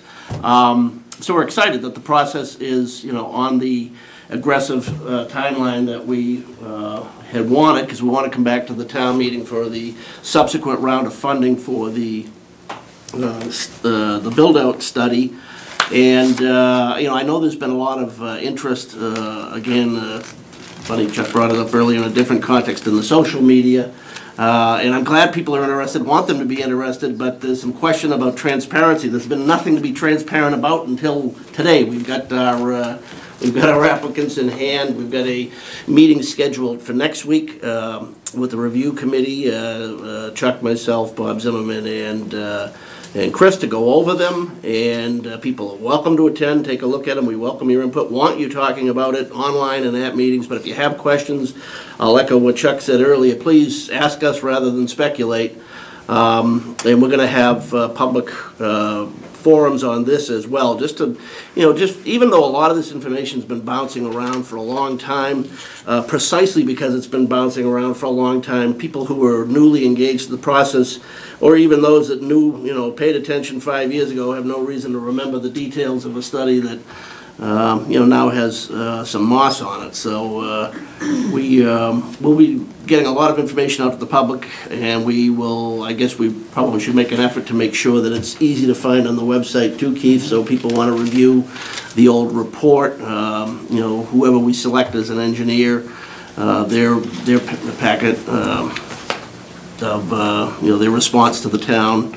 And then, as I say, upcoming sessions with the people who conducted our prior sewer study, which would be Megan Ford and Bob Zimmerman, as well as any other town officials and the engineers we hire that are necessary. I don't know if you want to add anything to that, Chuck? I was just going to say what he said. Okay, well said. So we're looking at meeting, it's a couple of meetings perhaps next week. Right. Which will, post, and that those will be public. Right. We'll be inviting the engineering firms in to. Yeah, the first of them will be for us to do the review and kind of, we've got at least 6 hours of homework according to Chris's schedule to go through these, and kind of like Mr. Clento was talking about earlier, where we have a process and there's a ranking system that we will use to try to determine which ones we feel would be best for our project, and then we'll have that discussion on Monday evening. It will be posted. Yep. Monday, our meeting will be. The 20th is yours, and we're looking at that Thursday, the 23rd. To get interviews for the interviews with the firms. Yeah.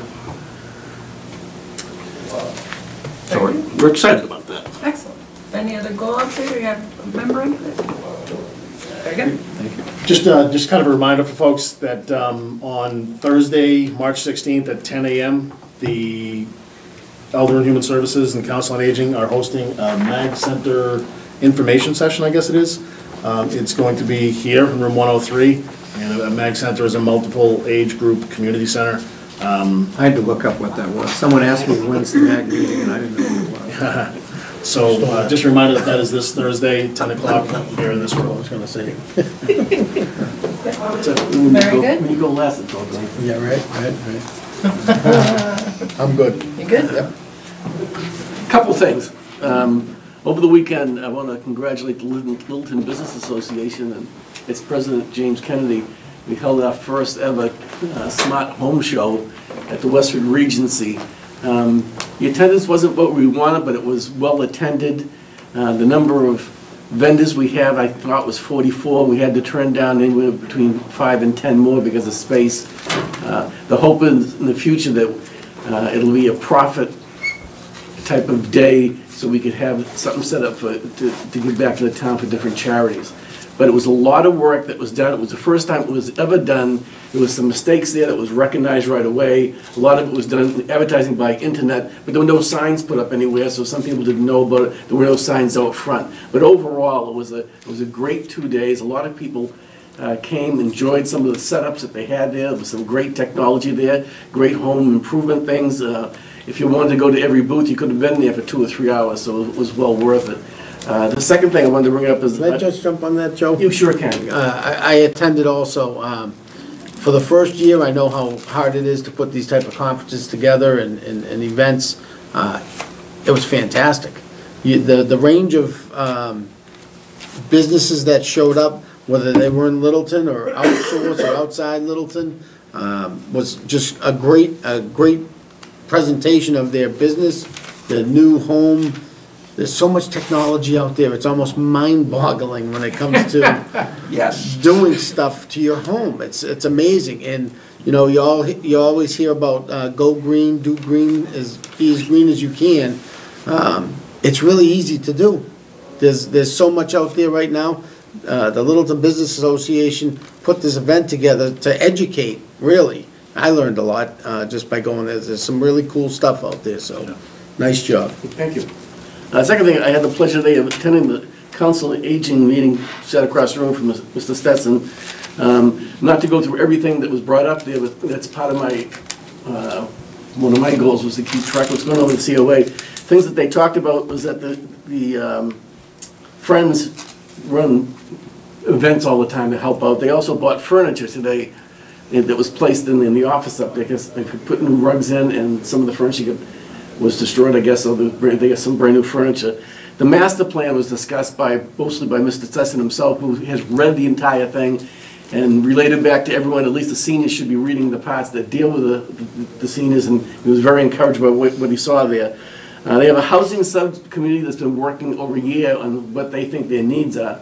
One of the things that brought up, they talked about the type of housing like at Pine Tree Park, or when you go down by White Street, the road that was put off there is Amanda, is that it? That type of housing close together but all one level. So they're working on ideas to come up with what they think the seniors need for housing. They did talk about the MAG thing on Thursday that you brought up, Chuck. And just, there's a lot of other stuff, but I just want to go with some of the figures so people realize how this community is growing. In 2015, they serviced or helped out 473 people. It was up to 677 this past year. That's a 43% increase from where it was. The number of visits had gone from 1,156 to 1,441. And it was ranging about... I think it's 11,000 to 14,000, not 1,100 to 1,400. Right, 14, yeah. The average daily visits right now is around 45 people that come into the senior side. Every day. Every single day.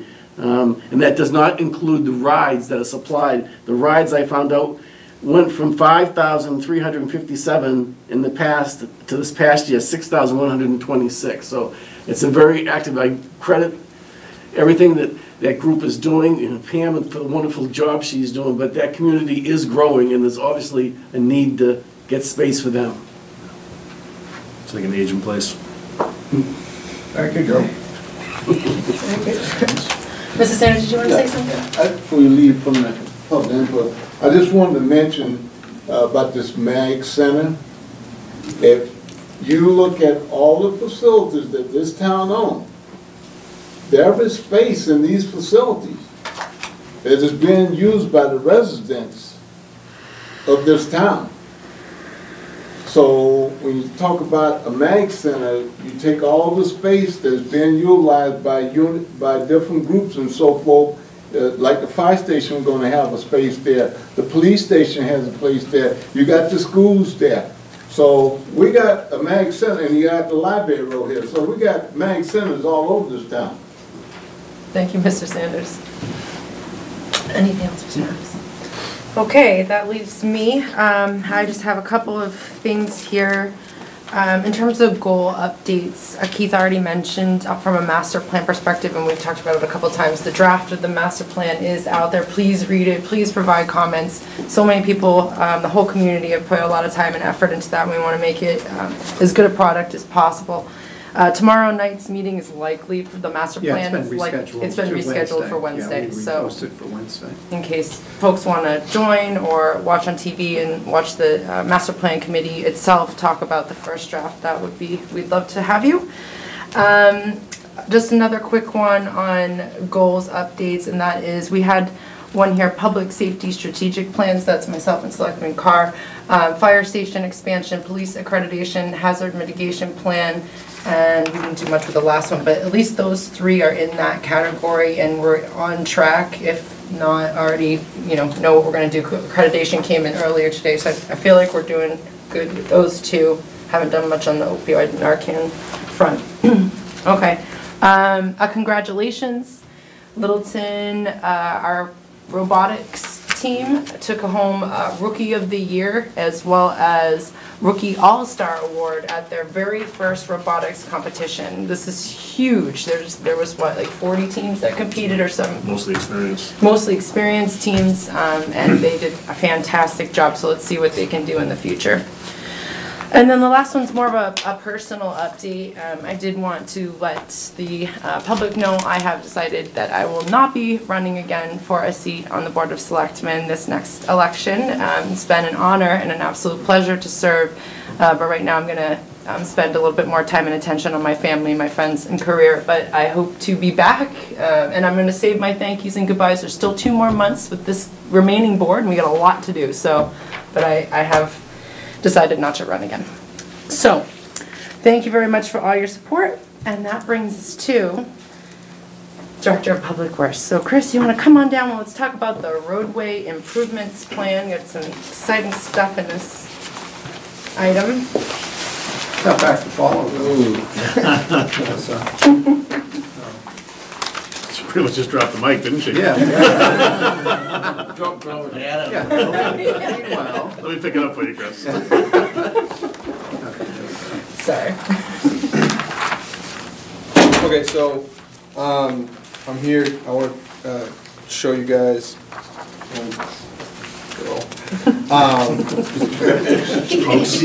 Folks, excuse me. Taking a hold. Y'all. Right? Y'all. The plan on what I use guys. What I propose. Thing. Yeah, exactly.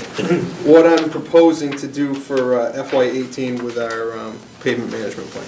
So, and I want to start, the order in which the slides appear in your packet are a little different, but I wanted to, the most dramatic one's in there. This is what the money shot up front. This is what we're doing this year. This is the road miles that we're doing this year, shown in red. And the plan that Chris is about to walk you through shows what we're going to do next year. And any questions? Right. So we'll get into the specifics of it, but it's just a dramatic increase in the amount of road miles. That's a great visual. So based on street scans priority list, this is street scans priority list, and what we did is we took it, we brought it to all the different departments, the water department, electric light, gas company, to see if they had any work. So based on this list and the work that the water department has, you can see that the vast majority of what street scan says is priority has to be put off because most of it needs water infrastructure work. They can't handle that much, probably. Yeah, no, this is in the millions of dollars range. And we don't feel that it's fiscally responsible to be paving a road that we have to rip up in 3 or 4 years. So after talking to the water department, and they indicated that they can't do any infrastructure work for at least 5 years, I pushed all of those roads off to the 5 years. You can see on here that there is a few sections of those roads that I can do, from King to Tehadawon, we're gonna do this year.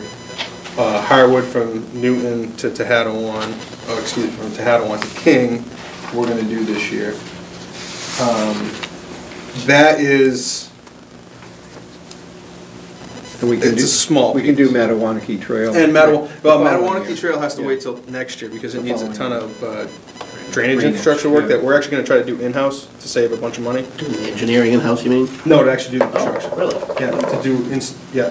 The engineering actually was done by Eric years and years ago, so I reviewed it and most of it was, is okay. So I just gotta go file for some simple permits. But we can do all the infrastructure installation in-house, which will save us a substantial amount of money. And then so we'll end up repaving it next year in FY19. So you can see, so like I said, that's why most of these roads, we had to take off the list for the next 5 years. Next slide. So this is the list Can I for, interrupt you right there, though, Yeah, go for a ahead. second, Chris? So these roads that were taken off, we had an existing list that were, really bad, wholly, these are terrible roads. well, it's not necessarily that they're terrible, that it's, street scan priority list basically is your best bang for your buck, or, high traffic count, a lot of use. So then that's why they prioritize it as it's a more important road. Gotcha. You get down into the Queen Road, Meadowbrook Road, those are really short sections, so that's why they go biggest bang for your buck. It's Yep. really bad, but it's short, so it's not a lot of money. But every one of them needs water. But another 5 years where it's really bad, what are we looking at, a dirt road? It's gonna be the same, well, we continue to maintain it, we can Okay. fill the potholes Alright. and stuff. So long as folks out there know that, hey, I got a bad road, you're Yeah. bumping me out another 5 years. Yeah. I'm dealing with these craters. Yeah, no, we're You still, know, you yeah, if there's cannot just potholes. leave us hanging. No, we call the highway department, we come right out and fill that. We do we still maintain them, but the cost to reconstruct it won't be any more in 5 years other than the inflation cost. It's not like I can mill and overlay them today, but in 5 years I have to reclaim them. It's a reclaim now, it'll be a reclaim in 5 Sure. years, so there's not a huge price difference. I'm So that's why it concerned makes about sense to those push folks that we get phone calls from saying, hey, you know what, you just bumped me out another 5 years. Board of Selectmen, you said that this was gonna be a priority, and now it isn't. Mhm. Well, it is a priority, but it just got bumped because of the water main, so. Correct. Yeah. But no, like I said, We need to we make still sure, maintain them, so. we need to make sure that, those folks are, and, Evergreen, Fletcher Lane, I know is in tough shape. Spec Pond, But, Howell. they have to be addressed when concerns come up. Yeah. That's gonna be a priority of yours, that's all. Yeah, no, as soon as the calls come in, we put them on work order and then they get sent down. And our guys are out almost daily patching potholes, so. Did you discuss at all with the water department, any kind of middle ground? I mean, it seems like, I know they've had a big capital problem, but getting from zero to, all of these, they can't do anything for 5 years? No, And what I was that's told driven by was- what? The financial situation? Yes, Entirely, it's your financial Yeah. situation. So I think to address that though, Paul, what we have done previously is taken some of the chapter 90 money to say, hey. No, not chapter 9, you can't. I mean, some of the road Some of the money, I town should money, say, yeah. some of the town money to supplement the water department. It's all taxpayers' money, let's Right, face it. I have no problem with So, I mean, it's a decision I think we can make if we direct the, at least make a request to the water department to say, hey, which ones will be cheap, or what can we do to try and save money, or make a decision based on what Chris is saying, or to actually have to I pay was for just it. echoing what you were originally Yeah. putting, it's like, I going agree. from, great need to can't do anything for 5 years, that's, I agree. I think we gotta monitor that situation. Well, the fix that we had, the only fix that we'd come up with for New Estate Road, for example, and Nagog Hill Road, is to have the town pay for, the town and not the water department pay for the water main improvements. So that's still an option that would, if you wanted to do that, it would require recalculating the numbers that you're seeing here. This is Chris's proposal, this is a draft. Yeah. If part of the feedback is to take a look at whether certain of the prioritized roads that require water main improvements, is there any, what can we do if we're assuming the cost of the water main? If they require additional borrowing that the town has to do, which Chris's proposal right now does not require additional borrowing. If we did, just looking at the list, if we did one a year of those, you'd cut that list from 8 to 3 after 5 years. Now, again, I don't know what those numbers are, but. Okay, so I'll give you an example. Tehadawon, Foster to Harwood, is $1.6 million for the water main. So my entire proposal is only $1 million, so we could do that. I don't have a problem, but you'd have to, like you said, like Keith said, you'd have to borrow. We'll have to find a way to get the money if we determine that that's not We have different priorities. acceptable. Yeah, right. We have different priorities, and we're gonna find a way to pay for them. Or as the Maybe 5 Fred's got a way to years, pay for them. He keeps waving his hand. or as we move forward in those 5 years, as the water department maybe work together, go half and half, you know, I think, you know, just to push them all out 5 years is gonna be an issue. Just a question, maybe a point here. Over the last several years, quite a number of dollars have come into the town through remediation funds. And we have funneled those remediation funds into CPC and got wonderful match. And the bulk of that money has gone to conservation land, which is not a bad thing for the town. But as we look forward, should we be considering the remediation funds that come in as another source that potentially could go against water mains or whatever? Sure, absolutely. You know, you've got very fine PepsiCo, whoever they are, starting up in another year. And had the water commissioners factored in, you know, maybe whatever incremental revenue comes from that, a big piece of that could go back into infrastructure. And I know you've got the tower and you've got the wells and you've got the water treatment, so you know, Scott's looking for, add a hell of a lot of infrastructure down there already, but you know, there's some way that we could sort of, to Paul's point, eat away at the water main issue. That'd be great. Great point, great point, you know. But I think, Chris, what I would suggest is to work with the water department. You may have the ability to already do it, to throw a number or get us at least an estimate so we can kind of cherry pick these water mains, you know. That way there, as Fred suggested, if we have some host community agreement funds coming in and we could say, hey, you know what, we've done the CPC thing, it's worked well, we got to really start looking at infrastructure in town. Ask the town to say, instead of CPC, let's go for infrastructure, so it's a great idea. Yeah, I can do that. I can Great idea. generate some estimates. We haven't decided how to spend the marijuana money yet. Right, so, Something small. Point those ways, we'll go overlook. right. Great point. All right, sorry, Chris. No, that's fine. Sorry. Keith, you want to forward me? All right, so this is the proposed list for crack, this is the one of 3 slides for crack sealing. These are the streets, the extents, and the estimated cost for the crack sealing each one. All right, so right here, so it's gonna look a little funny, because the subtotal says 52,000, police services says 10,000, but the grand total says 130. But the grand total is, as you'll see, we go through some more slides, I'm proposing to do microsurfacing and fog sealing as well. So this is, just so everybody can see, this is crack sealing. This is the example of crack, this is what crack sealing looks like. All of those other treatments also need crack sealing prior to them, so I've added the totals for those into the total for the crack sealing. That's why the numbers don't make sense. Keith, if you want to keep going. So this is the list of fog sealing roads that extends, and then this is what fog sealing is. Fog sealing is basically, if you seal your driveway, what it does is it keeps all, asphalt's made of basically stone, sand, and liquid asphalt. As the sun and the plows and the cars beat it down, the stones get loose, break out, that's what eventually creates a pothole. This, you go down, we're actually proposing to do Goldsmith Street because it's about 5 years old now. And what it'll do is it just puts that extra little bit layer of liquid asphalt back on it, keeps those stones locked in, buys you at least another 3 to 4 years the way it does now. So, Is there anything else that goes on this?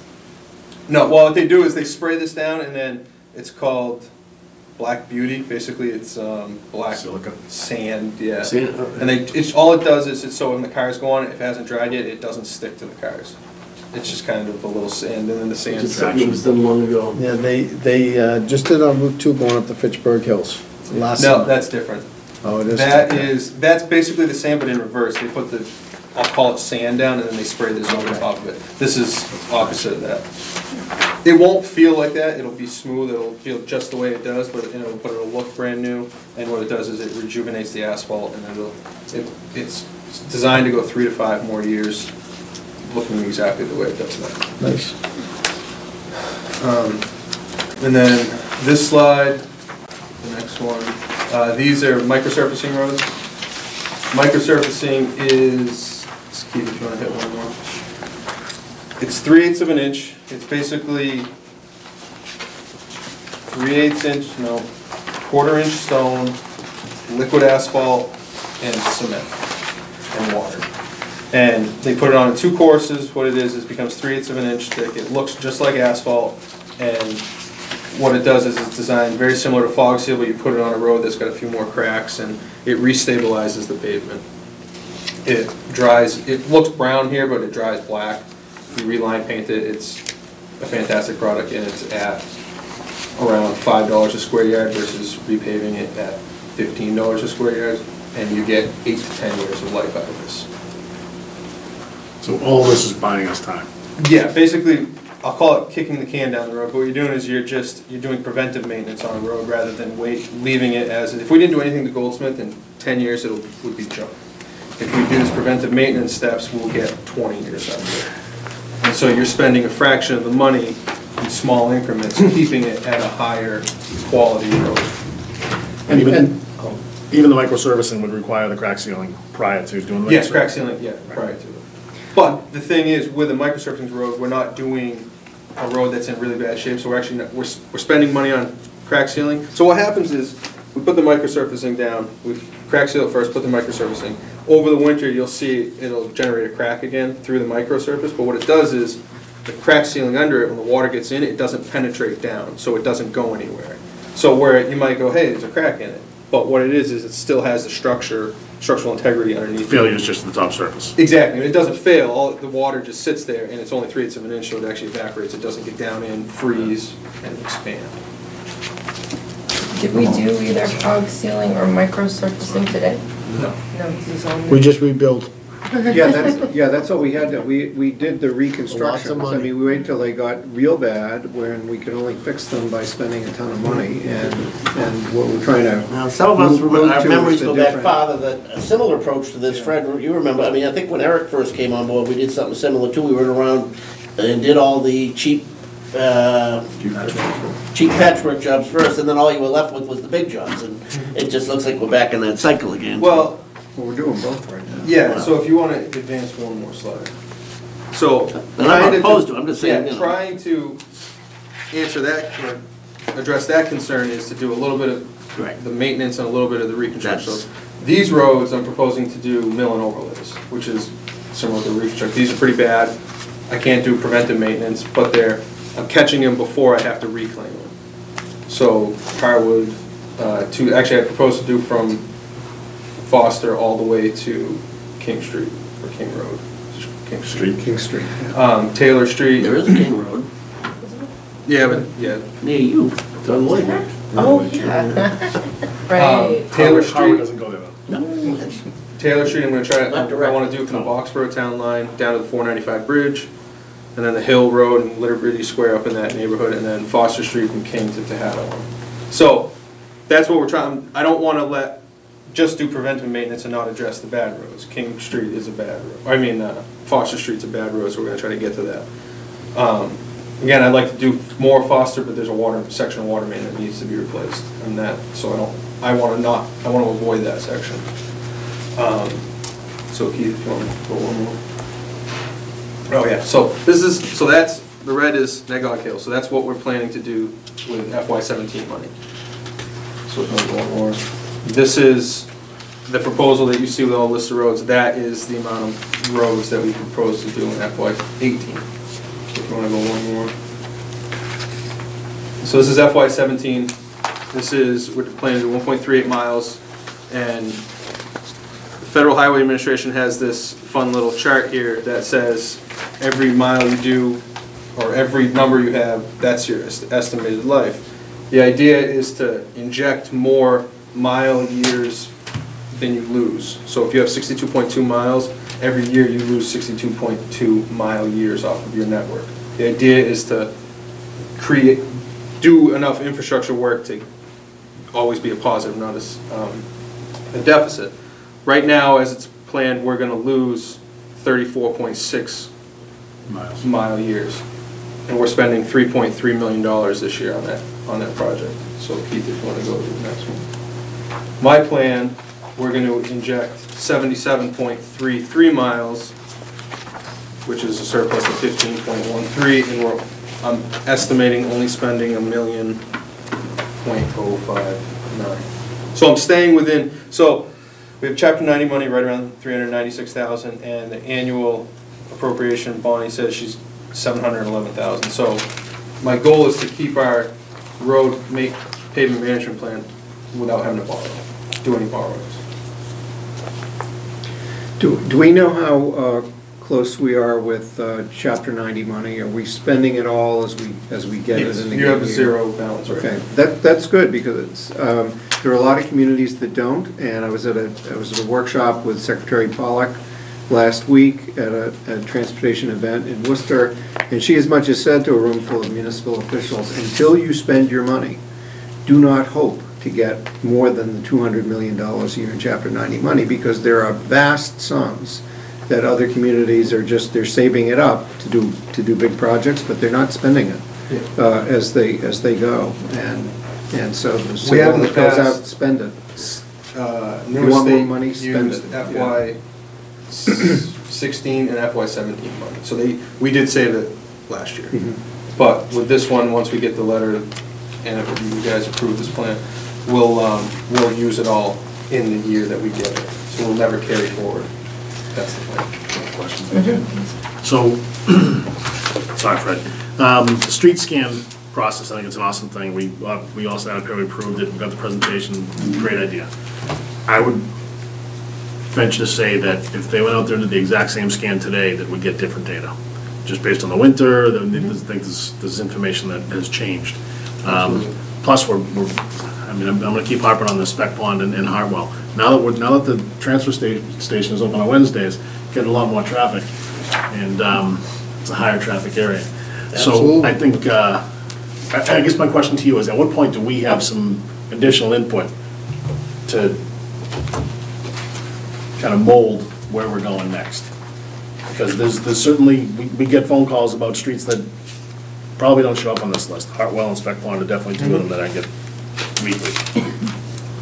Yeah, I mean, I work for you guys. That's why I propose this plan. This is a draft copy. This is consider this like a first reading of a proposal, and however you'd like to do that, I think it would be great if there could be input that came from the board members, that came from the public, whatever, to be able to shape, and then we'll bring it back. Let me take, if you don't mind, your point. All right, I don't mind signing off on this plan with the concerns we already raised about, maybe revisiting some of these subjects. But you're right, for public input and on an annual basis, or maybe even semi-annual, what's the right time frame for us to have, say, an annual hearing so that we can invite the public to have input, notify people? Squeaky wheel meeting. Yeah.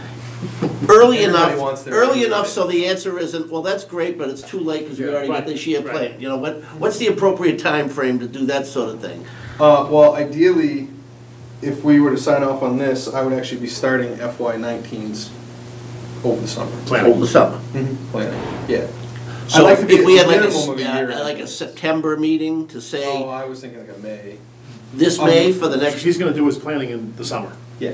Okay. Because what I need to do is... Oh, all right. So after town meeting, maybe we have a May hearing for, you can unroll the plan, and if people want to have input. Why don't we roll it in with we keep talking about accepting private roads in November and October and September, and snow season's right on top of us. Why don't we roll it into both? A road meeting. Yeah, road meeting to talk about the private ways along with any paving and concerns like that. At least in May, when it used to be Jim, but now Chris, when he gets out to those private ways and say, look, you need to fix this and we're not gonna plow. You've got some time to react. Exactly. So why don't we just roll it all Yeah, over? we need to make it clear to people, we're talking this year, you need to say something this May if you expect to see something done next May. Right. That's the Well, reality. actually, it would be next July. Okay, well, but all right. yeah, technicality. Next fiscal year. Next fiscal year, that's what I'm saying. Next fiscal year. Just doesn't have the same poetic ring to it. Yeah, well, whatever. Missing all the language, the music of the language anyways. I may. talked about your point for Hartwell. Yes. That is a concern. I have it right now tentatively for FY19. The problem with big roads like that, Hartwell, Spec Pond, they're very long, so it gets back into the Nagog Hill thing. Do we want to spend $3 million and do one road? I can try to jump, so I believe next year I have it actually from Great Road down to, is it? Lawrence. Lawrence, yes. I have it about to there as that section, 'cause that's the worst section. Right. For next year. And that's kind of the happy medium, $250,000, $300,000 range. You get beyond that, and then now we're starting to, you are just doing one road. I think there's some areas even to amend that plan, but. Yeah. And we did get that new milling machine. And what Jim and I have been kicking around the idea of doing sections. So we know there's those two really bad sections on Hartwell. Having a company come in and just do a small mill and overlay for, say, 200 feet. Right. Just to get those bad sections, that'll buy us 3 or 4 years to get, so we can get them big long. Yeah, from like Colburn to Sheridan, and then down the other end from Matthew to Spec Pond out to Great Road. Correct, yeah. So I do know about there. Yeah, I'm sure you do. Obviously from. And that's a good section to do because the water main is fairly new in that location, so we wouldn't need to worry about water on Hartwell there. And then, again, the Spec Pond stretch it's getting worse. Every storm is worse. Yeah, no, that's another section that there's a lot of bad. I know you know. It's just, Squeaky I gotta get off my chest. Squeaky wheel. Fred did have something like that. Sorry, Fred, I didn't see, did you have your hand? Yeah, just listening to this, I applaud, the plan, but I was thinking that Foster Street is not on the list because of the water main issue. But parts of it are a little more than a country lane. And if you look at the car count on that road now, it's gone way up with the advent of the train station, which is additional thing. And the factories up there there are people actually working in them again. That's a good thing. But if you see the road, and you can tell when the trains come in. You can tell when the factories let out. And like I say, part of those roads Foster Street really is a little more than a country lane. And I'm really wondering if that might not be a pilot program to look at how do we do the water main, how do we do the road, and sort of look at that as a pilot project, if you will, going forward. It just, take your life in your hands driving on Foster Street. Forget about walking. When the trains come in. So, Foster Street, my goal is to get an engineering firm out here to take a look at that, to try to get that on the tip. Because it's a very good tip eligible project, I believe, because of the train depot there, the subdivision, and then that would be an all-encompassing sidewalks. That's my goal, awesome. and all we'd have to do is pay for design. So I had a conversation with an engineering firm the other day who had conversations with MassDOT, and what's happening is a lot of their projects on the tip are getting pushed, so which is freeing up a substantial amount of money. So I'm gonna, in the next couple of weeks, month or so, try to get somebody in here to take a look at it, see if they think it's even worth it. I believe it is, because it's a... We've got our legislators coming in a couple of weeks, is that right? They haven't confirmed, but I hope 2 weeks from tonight. Okay, and that's definitely something that should be put on their radar screen. And not only, but our meetings with MassDOT on 2A 110 and, that project that's gonna be coming forward. Have you heard anything from them, by the way?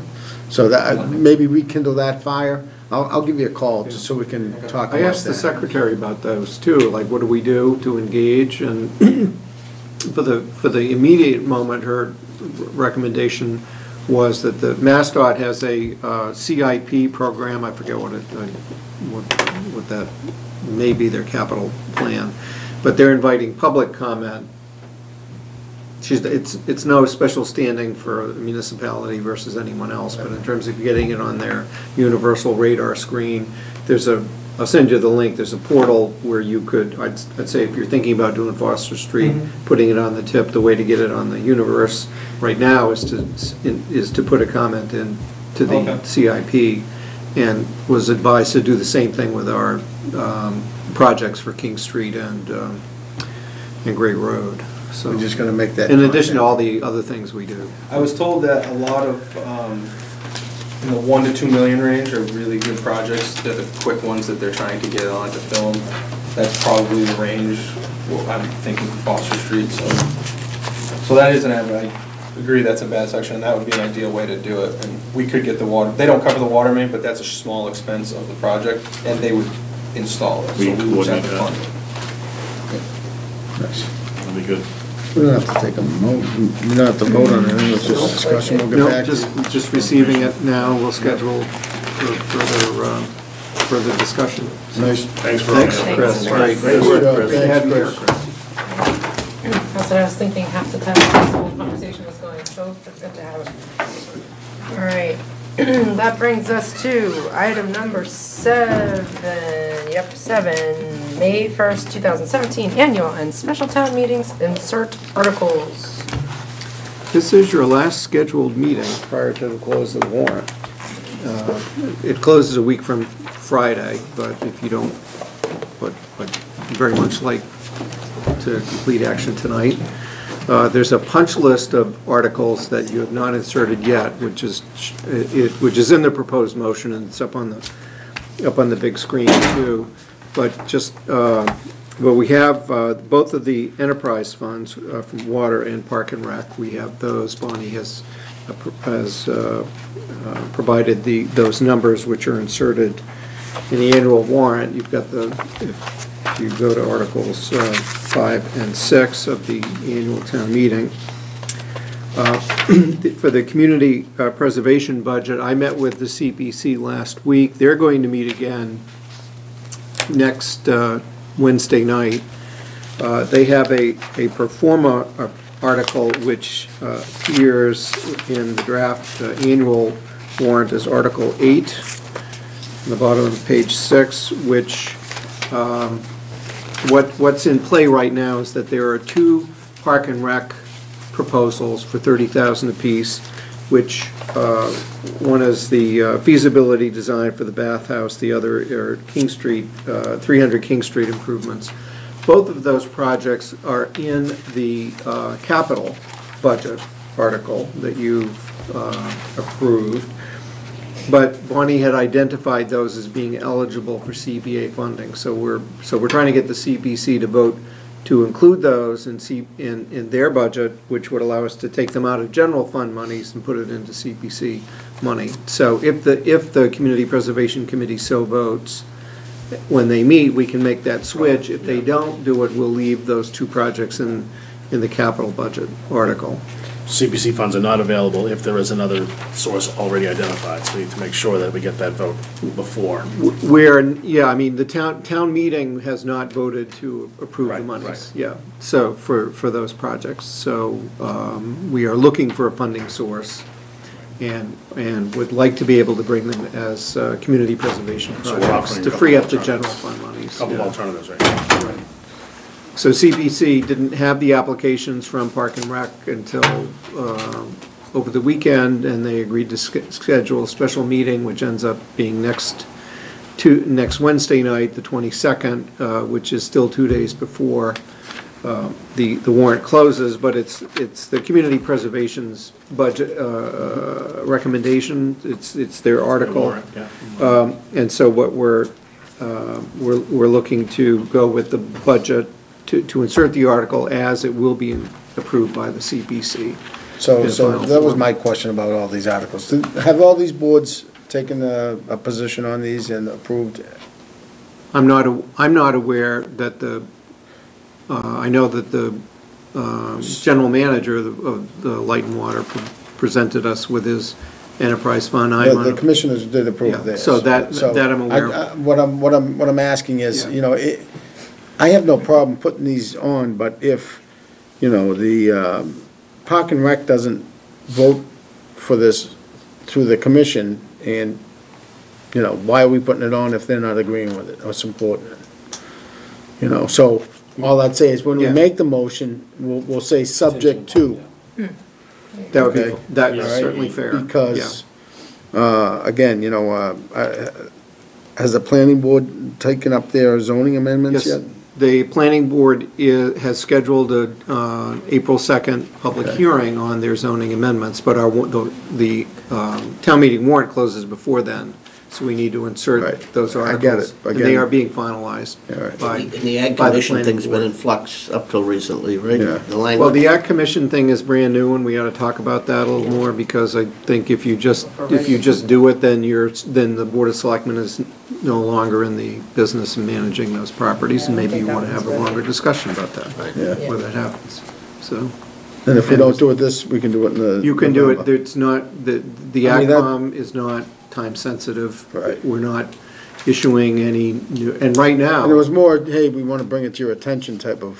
Right, and while ordinarily we'd like to be able to put an article on that the committee asks for and put it on right away, there are in fact a number of issues to be talked through that we need to take some time to have a discussion with them, because it would change the nature of how the property gets managed, agricultural property, and it will shift it from the Board of Selectmen to Agricultural Commission. Which is not an issue, it's just a matter of understanding what that means. And how that's that all. happens. Well, it could be an issue, who knows? Yeah, right. So can we agree on It's that? premature at this point. Exactly. Right, you don't, if you brought it to the fall town meeting after we've had plenty of time to discuss the issues of how to implement it, that would be, there's no new properties that we're acquiring. And then Keith put on the radar somewhere for AgCom to come in and have that discussion. And Yes, whatever makes sense. certainly.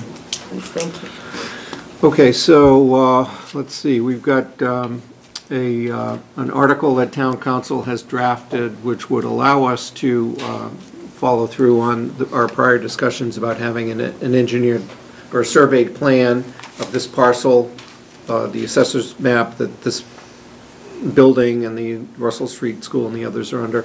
We're procuring that survey. Where'd Chris go? He probably went. Just left. Yeah, he probably went, because it's snowing out. But we're in the process of procuring the surveyor, and what our plan would be to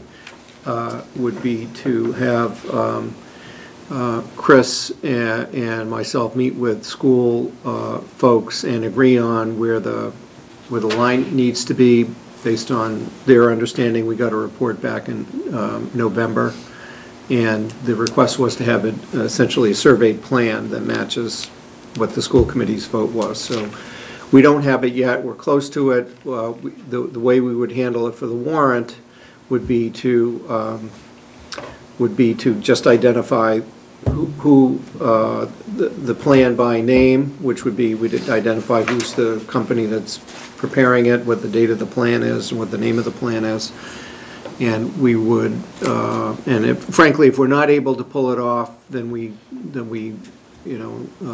take no action on the article at town meeting, but this would give us the ability to develop that plan over the next month, so that we could carry out our intent to bring it to the voters at town meeting.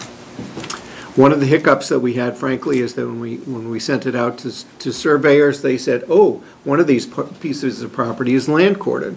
So that suddenly means it's a $30,000 plan to do in order to record it at land court. And our retort was, we could do this plan on the back of an envelope as far as a vote of town meeting is required, that it's, because we don't need to file this plan in land court. This is a plan amongst us. This is a plan for one town board to communicate with another town board of who's got care and custody and control of what, and we file that in town meeting. It's a much lower standard, which will cost under $10,000 for that plan compared to 30, but it held us up about a month in procuring the survey.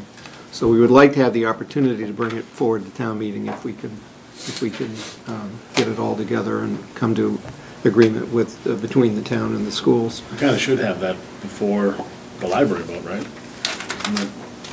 No, the library vote comes first. Already declared Yeah. surplus. Yeah, the library vote comes first, and that's in the special town meeting. This would be in the annual. But Other articles, the donation of land for the Mill Pond restoration, that the town council has reached agreement with the donor over those terms, so we can bring forward this article.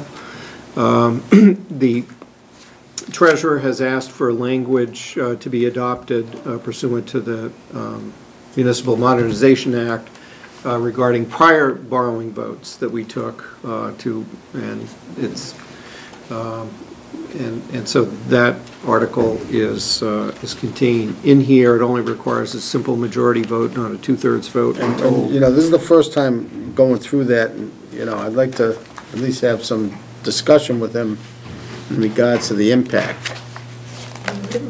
On the supplemental yes. borrowing votes, yeah. You know, this is the first time seeing it. Yeah, we've had it in the drafts of the prior drafts. Oh, but we haven't had a discussion about it. Steve Venuti has not come here to talk to us about it, so. And is that time sensitive? Is that something we have to? Yeah. Why is that? Because we have some borrowing that we're planning on doing. Well, we can schedule Steve to come in and explain it. If we don't like it, we can withdraw the article. I would say, perfect solution for now. There you go. Yeah, thank you. That's why I can pay the big bucks. Well, okay, so next one on this list, Agricultural Commission, we will defer that till a later future town meeting.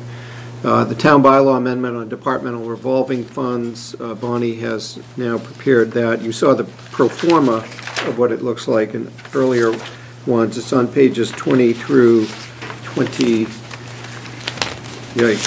24 of the annual town meeting warrant, and this is another change in the Municipal Modernization Act.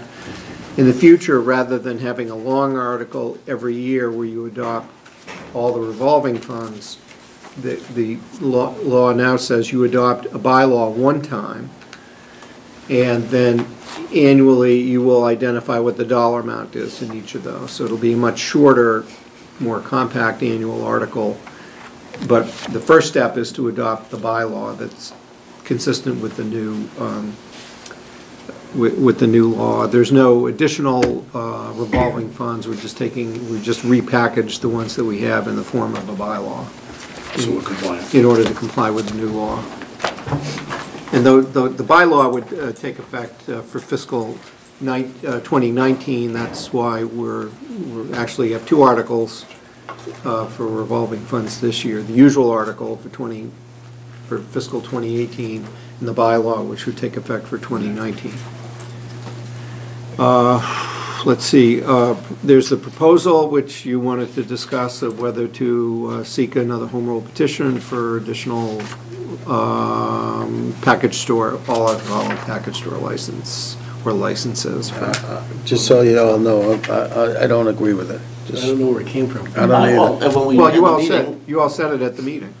You all said it at the meeting. Okay, I know, we discussed it in any event. I don't think I was at that meeting, because I just That's don't. when Common Convenience, Bill Peach. There was a discussion of it. That already happened, so. Right, but during that conversation, it was brought up that we could potentially bring forth an article at town meeting, let the residents determine whether or not they want another all alcohol license.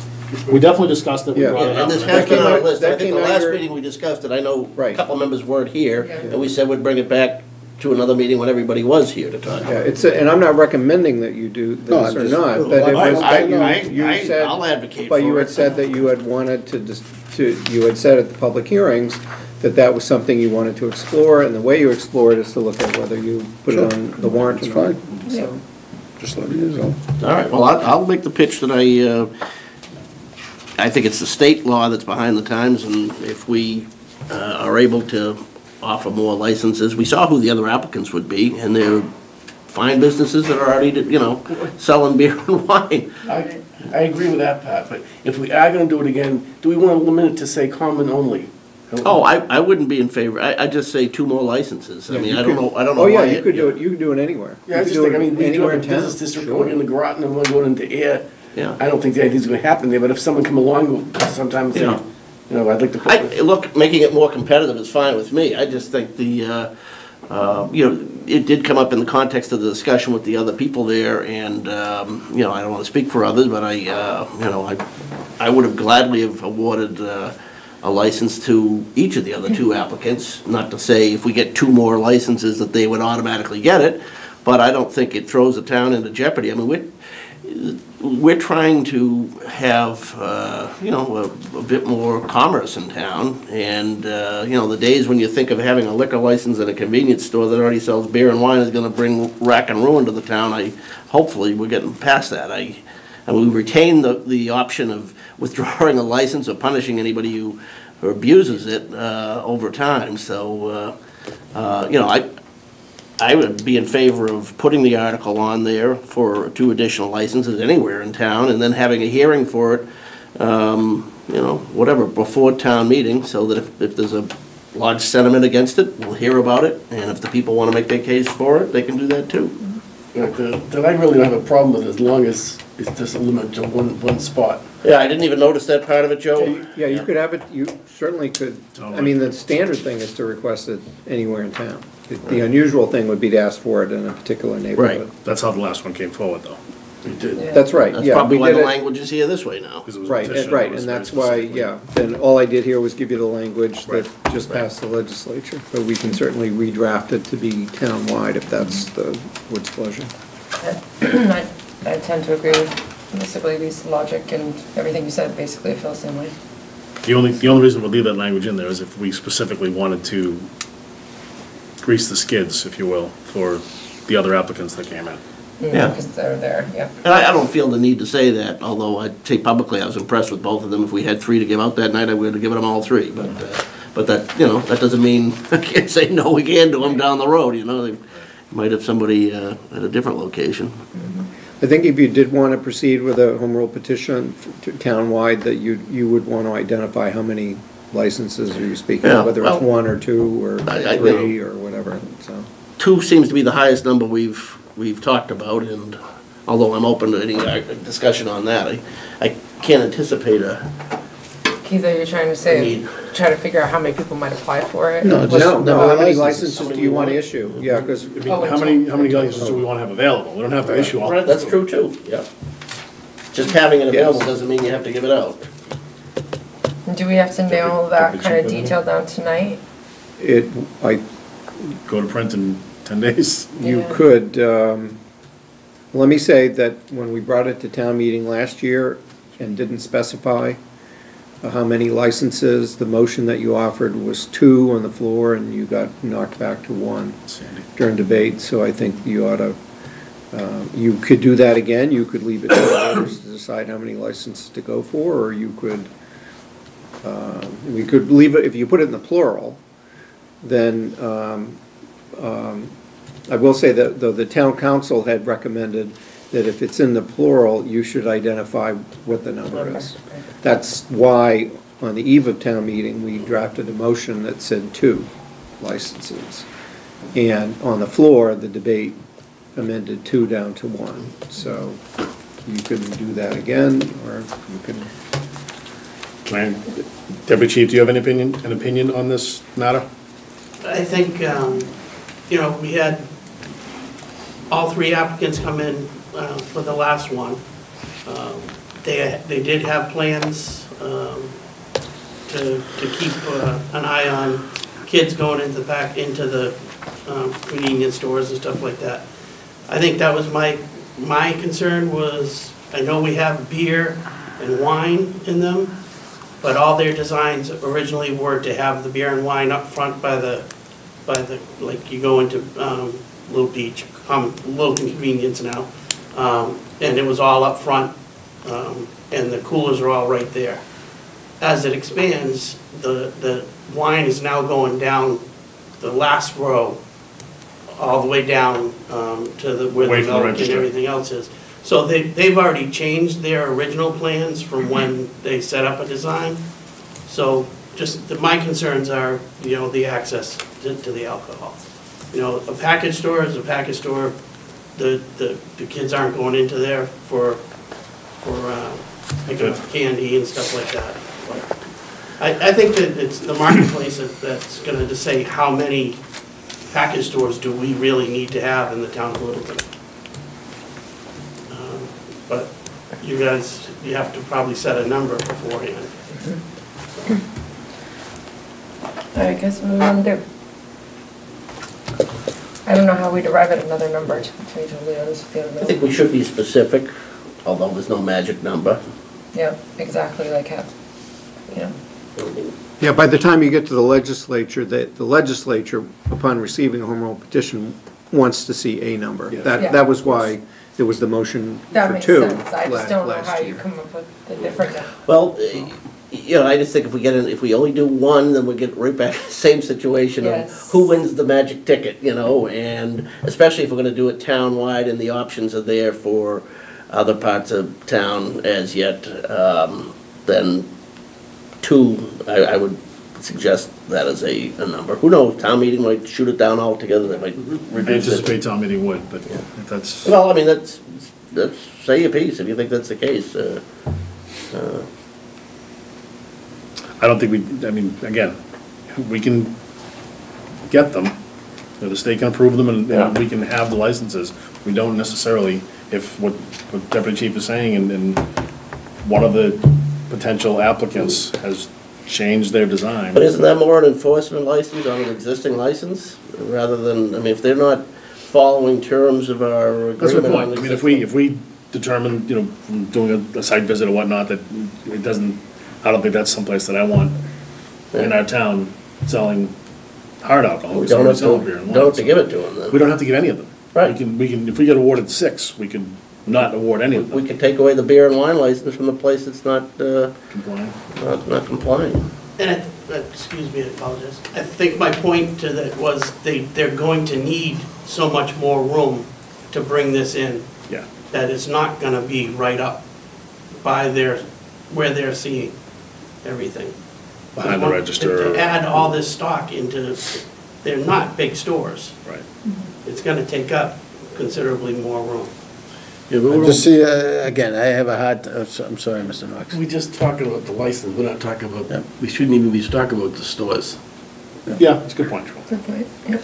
That's something we'll bring up when it happens. Good point, though.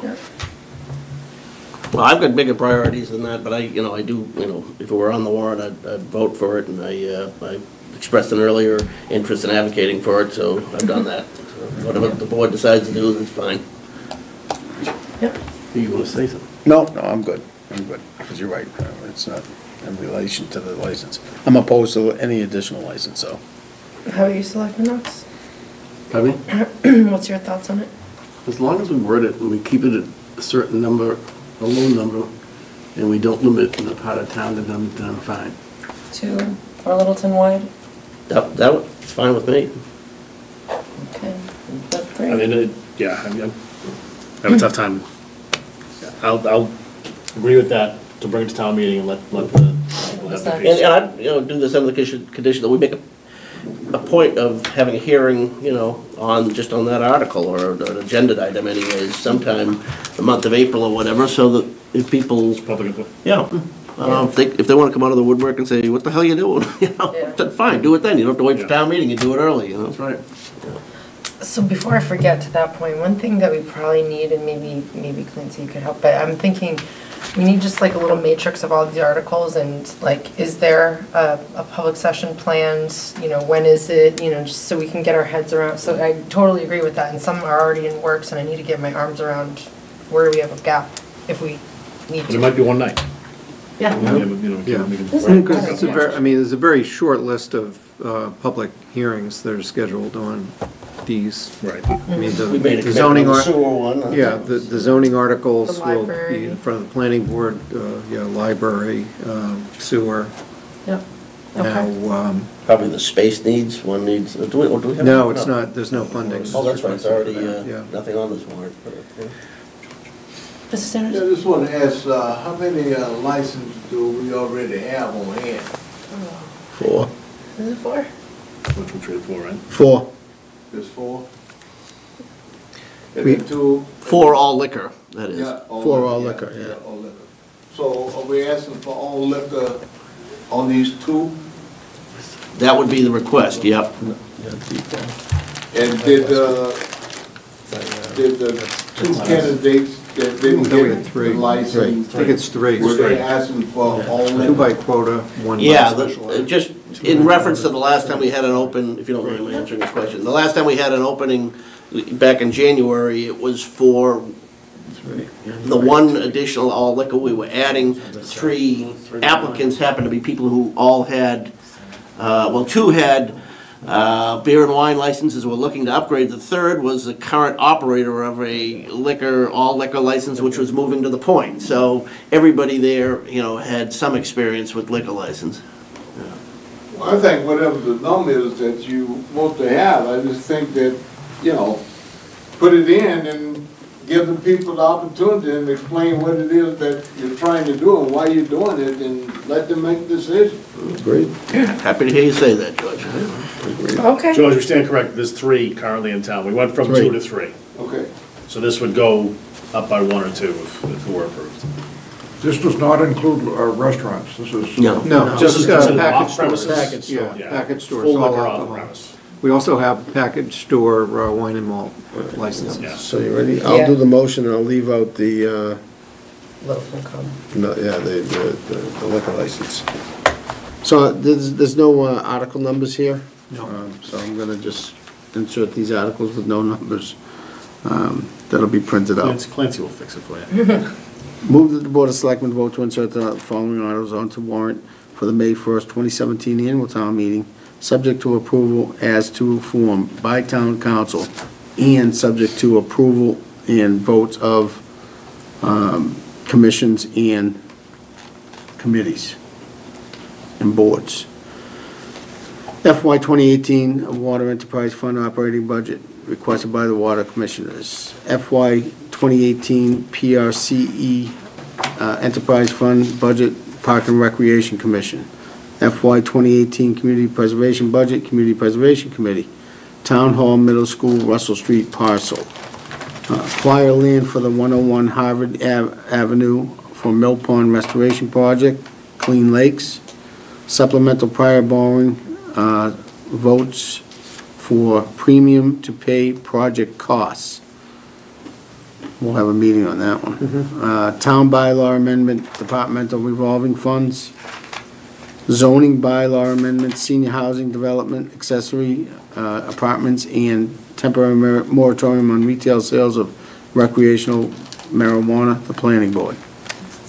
Now, why did you leave off the alcohol one? Because I'm gonna vote against it. You can still vote against it. You can still make a motion. All right. Then home rule petition for all alcohol package stores license, 2 licenses for Littleton. Second.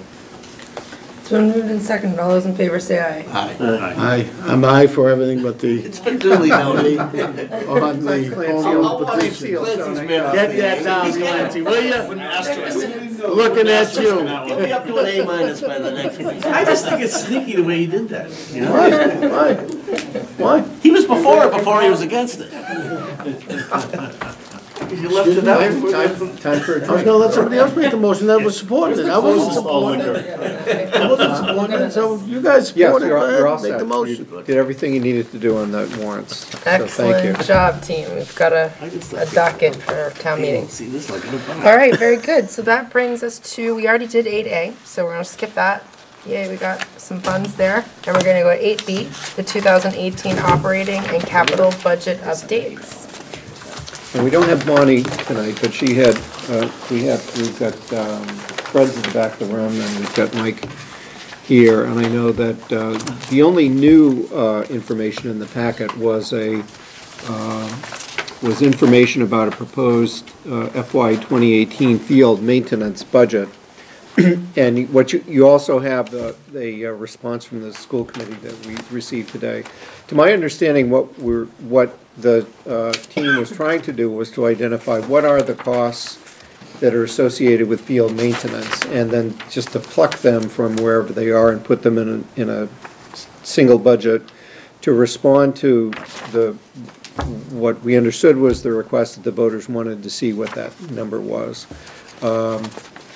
And I don't think the intent was to increase or decrease any of the funds that have been set aside for that purpose, but rather just to identify what they are and to show them in a budget. I recognize the concern that Mike's letter from the school committee showed that, as we've discussed several times before, the school committee's budget is they control their bottom line, so that if there's an amount of money that moves out of their bottom line into another budget, then they no longer control that.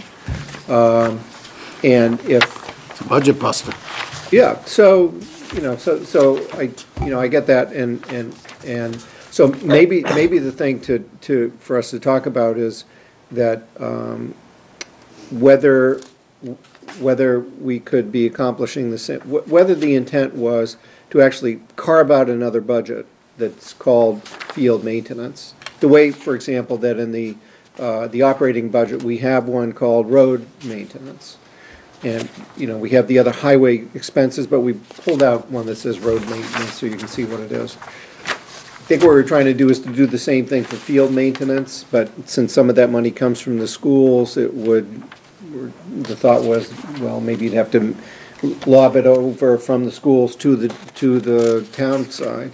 If there's a concern about doing that, I suppose an alternative would be to just sort of show an annual calculation of what that programmatic expense is, the way that we calculate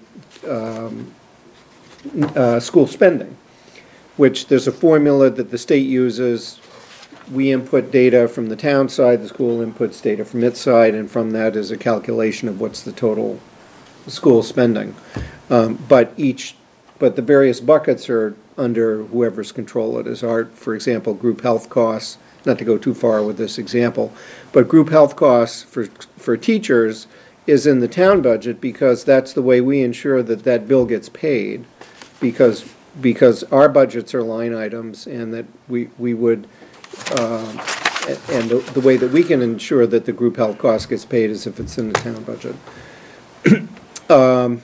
But we can't show in an annual calculation what are all those component parts and what's the total. That would seem to be maybe an alternative of how you show I think the voters certainly wanted to know what the numbers are. They want to know what are we spending, and if it's too much to actually put them all into one budget, that would arguably be under the town's control.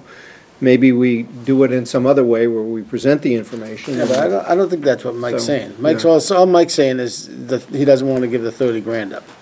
The control is... First of all, how do we get the 30 grand? It's $6,000 a year one year, and now we're up to 34 grand. Of why it's 30 grand and not Well, 6 grand. We know why it was 30 grand, because that was an estimate through the light and water to try and rehydrate those fields, because the school was only turning the faucet on for 10 minutes every day. So part of that was the metering, which we had that discussion on the budget meeting. And the water department, I found out, paid for the meter, and you guys paid for the installation. So because of the concerns of the fields, water department went out and said, okay, to get this amount of fields up to a good standard so the kids can play, whether they're high school, park and rec, we're gonna estimate watering X amount of time, X amount of gallons. That translates into the cheaper rate that the water department is giving the school department to that dollar amount. Now, as you know, a heavy rain season, you're not gonna use it. A drought like the 100-year drought we had last season, you may use all 30 grand. And I think it was based on last year's drought to get to 30,000 is what. Correct, and that's the school committee's concern, is that it was the water department making one estimate on a potential scenario of how much water they think the town would need to maintain the fields at a particular level. There's been no input from a field expert about that. There hasn't been, Jimmy. Okay. And there's a process going on right now that's supposed to get us towards a better understanding of what it would truly take. There's never been that amount of money spent to water the fields in Littleton ever. And that's why they're in the shape they are. The annual run for water usage in total at the high school, in the building and outside the building, is an average of $5,000 to $8,000. So for the budget to go up $30,000 in 1 year with no validation and no input from the various parties that are part of the MOA, which is where we determine who takes care of the fields for how much money. It seems unfair to the school department to have to give up that part of their budget, which we've never had before, by the way. We've never had that much money for water. And you don't have it now. Right, and Because we the don't budget's have it not now, been taken. exactly. But the problem is that our appropriation assumed many things, water, of which one was water. Right. And if we don't, and we had a discussion on Thursday that if we can't get the entire appropriation that we feel we need, we're going to make value judgments and reprioritize. And water, believe it or not, came out of the list because it's not directly related to the education mission of the school department. If we have, you know, the ability to spend $807,000 and we can't spend $1.12 million, then we're going to make our decisions on what we think we need to do first. And watering the fields is not what we think we need to do first, because we've never been responsible in our school budget for watering the fields to that extent. And the MOA specifically says that for field maintenance, those costs or fees are collected by PRCE, not the school department. That's in the MOA. It also says in the MOA that if we're going to make a change in how we do things, and it's going to have a budgetary impact, that has to be agreed in writing, and it hasn't been. Does anybody really know that that $30,000 number is real? I mean, We've never done it. They don't water the fields. Okay. So it's never been done. But where's the because it was support not- on that? What if we just said it was 10,000, and then if we get into it, it turns out to be more than that?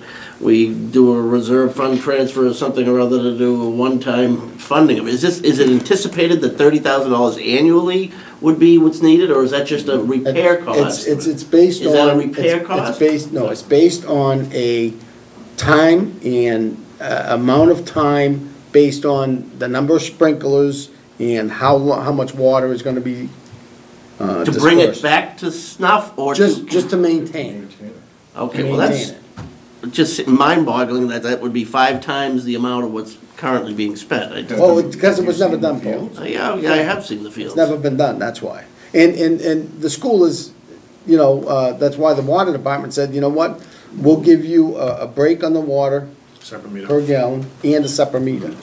So that now we can get an accurate count. We may come down and say it's not even 30 grand. I think It's if we're gonna be making a 10 grand, townwide worst case commitment to bring scenario. the. We don't know. If we're breaking a townwide commitment to bring the fields up to snuff, and this wasn't something that the schools had signed off on earlier, I don't know that it's fair to just whack them with this. I think it's a small dollar item to get into a big fight with, you know, a good ally. I think there's gotta be a way to get out of here. It's a rounding error. You just Yeah, say you're I mean, gonna- this just say you're gonna is cover- not worth the fight. We can have a good fight over something else. Let's solve it. Say you're gonna put the money in the town budget and I'll we're go gonna back take it to out of the Mike's schools. memo that went to you people in the FinCom in February. That adds up to 797, not the 807, but, okay. And in there is his prioritized list, I would assume, which includes an increase of $30,000 for water. So if in fact we're moving the responsibility for field maintenance to Chris, then that $30,000, which has not been voted by anybody. It's just been by the requested. town, it's in the budget at this point. We're not taking $30,000 away from the schools that they never had. And if what Mike said earlier was, if they only get the 807, watering might not be a priority for us, that says that we're going to give them $30,000 for water, that they're not going to turn the faucets on anyway. That's not what we said, Fred. That's what What you we said. said is That's that we what would you said. rely That's on what I heard you revolving say. funds to fund, if it is indeed $30,000, we will make good on it. If it turns out to be $30,000, we'll make good on it and we'll turn the faucets on. But we will pay for it out of revolving funds, and we will support the educational mission of the schools, the priorities that we really want done out of the operating budget and the appropriation. We can cover both. But if we're gonna have to choose between doing one or the other in the appropriation, we're gonna go for the educational mission material. And the other thing that we really struggle with is the $30,000 number has not been vetted, nor were we part of that discussion. So to take that out after it's never been in before, at the expense of other things that we need to do, is simply not the correct way to proceed. One last point, we're at the tail end of a budget process that I think has been very harmonious, and the schools have been very cooperative in that we with growth revenues, have been able to add staff at a lot of other departments.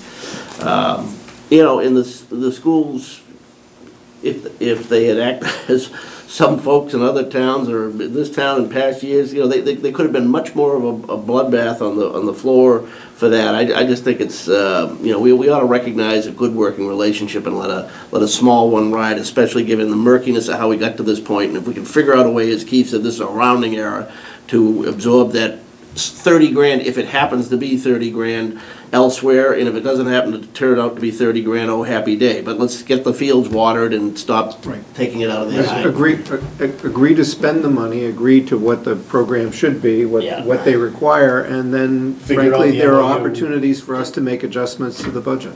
Make the amendments and the changes that we need to the MOU. And nobody surprised anybody. No more surprises. That's part of the field study coming back. I think there's a lot of balls in the air right now, and we're kind of murky. The selectmen are not in favor of putting a budget under Chris to take care of the fields, so you have one that's going to be, we're not there that's going to be yet. figured out in the MOU, Fred. We're not there yet. So right now, everybody said there's too many hands in the pot, right? There's too many hands that are involved with the MOU. You've got us, you got the school department, you've got Park and Rec, and we've got DPW. Right, and you and Paul were charged with the responsibility a couple months ago to go get that done, and now we're having this discussion. Correct. We've got the parameters of an MOU, or the topics that have to be covered in it on the plate. As you know, we've got a lot of other things going on. We're right in the midst of the current warrant article and budget discussion, and if it doesn't happen between now and town meeting, I don't anticipate. I don't think Bonnie was anticipating implementing it into her budget process in this year's cycle anyway. So if the MOU parties sign off on a new MOU in time for the next budget process, you know, I mean, the groundbreaking will not even have happened on the field by then, right? I mean, when does that happen? Alumni, May 1st. May 1st. Okay, well. Ish. All the documentation that the Finance Committee has been given, there's a $30,000 bullet in the school budget for water. Yeah, I'm a little confused, guys. That the school committee can do whatever the heck they want with the water, with the money, once they get the money. If in fact it turns out it's 15,000 to water,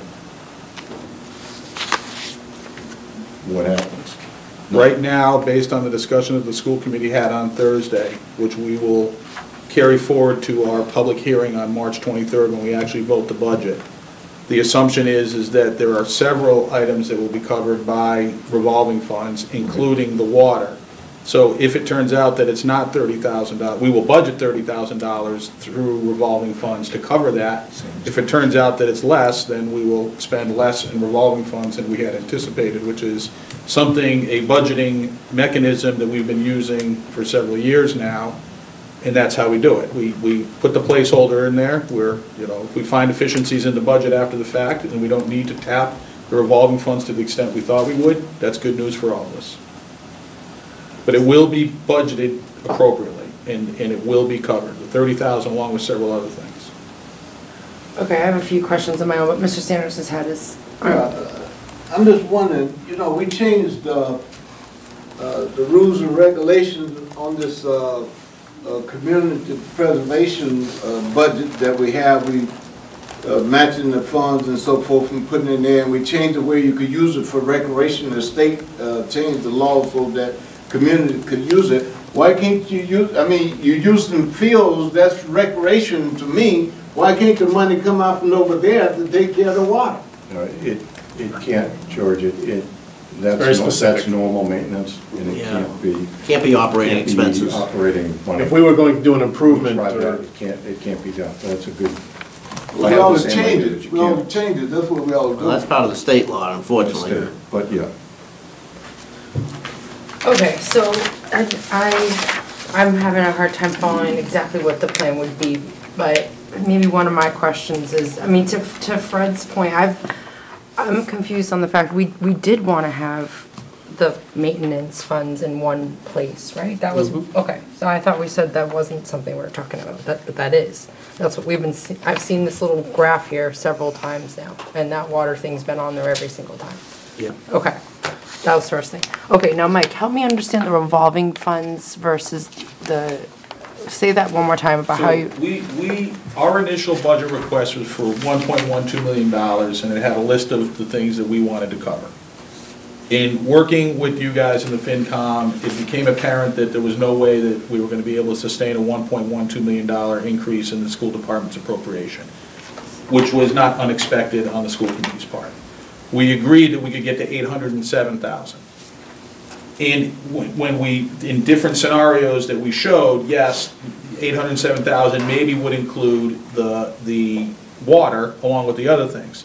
However, once the rubber hit the road and we realized, no, that's exactly as much as we're going to get, we reevaluated what our priorities were and how we wanted to fund not only the $807,000 that's covered in the appropriation, but we will always use school choice funds and other revolving accounts to support the rest of the budget. The question is always not will we, it's to what extent will we and for what purposes. That discussion then entailed last Thursday, we came up with a plan for the $807,000 to primarily direct it towards things that are directly related to the educational mission, i.e. new staff, teachers, administrators, things like that. And there are several items that we would support with the school choice funds primarily, including the water. There was also one item in there was $40,000 increase in the custodial contract. We actually were able to manipulate that so it's that $40,000 increase will be supported through Tiger's Den funding, because we'll use the custodial services specifically for Tiger's Den rooms at Russell Street. So we went through a whole mechanism to try to get as much of that initial list funded as we could through the appropriation and through the revolving funds. And going through that right now, our expectation is that if indeed we do incur $30,000 of irrigation costs, water costs for the fields, it will be funded through the use of school choice funds. If it's less, then we'll use less of school choice funds and then we're going to budget. But we expect the $807,000 to remain in place as an increase in the appropriation because we have earmarked it for use for other purposes for the school budget. Okay, thank you, appreciate it, I got it that time. Okay, all right, I'm trying to process this for a second here. So I see what you're saying, because then my question was gonna be the same as Fred, which is, well, what if you don't spend the $30,000, but then it's just you spend less school choice funds? In the long run, if we all have a discussion about how we're going to fund field maintenance, and we make a determination that the schools are going to be paying a portion of that out of their budget, we will make it work. Traditionally, we have never been required to. We have done it because of the metering problem at the high school and because it was only $6,000 to $8,000 a year of total water usage. It wasn't worth worrying about. But technically, by the way the MOA is currently written, we could have said, no, we're not paying for water use on the fields. That's supposed to be borne out of the PRCE budget, and they make it work by assessing fees to the youth sports, and we in turn give access to the buildings to PRCE without charge. That's the way the current MOA works. If we want to revisit it, we'll go through the process and we will support the process. We have no problem with that. But it seems very premature to reduce the appropriation without coming to a full agreement about how we think this is going to work with the new MOA, if that's what we think we need to do. Selectman Carr, Selectman Knox, any thoughts or questions on this one? I think, the MOA definitely has to, we've talked about that, it has to be gone through and change it for a number of reasons. Again, I thought the 30 grand was out of the 807, so that's why I made the comment. After I didn't see your email until just now, so I apologize for that. hearing now your explanation, how your school committee went through that process. I mean, we just take the 30 grand out of this line item and let it roll, and next year we may have, you know, we could still have a separate line item for the maintenance and just call out. Exactly. We'll have a meter reading too. Right, exactly, we'll have a year's worth of data and. So who's gonna pay for the water going on the fields at the high school? For FY 2018, Yes, the school department. right. And who's gonna say how often the faucets are turned on?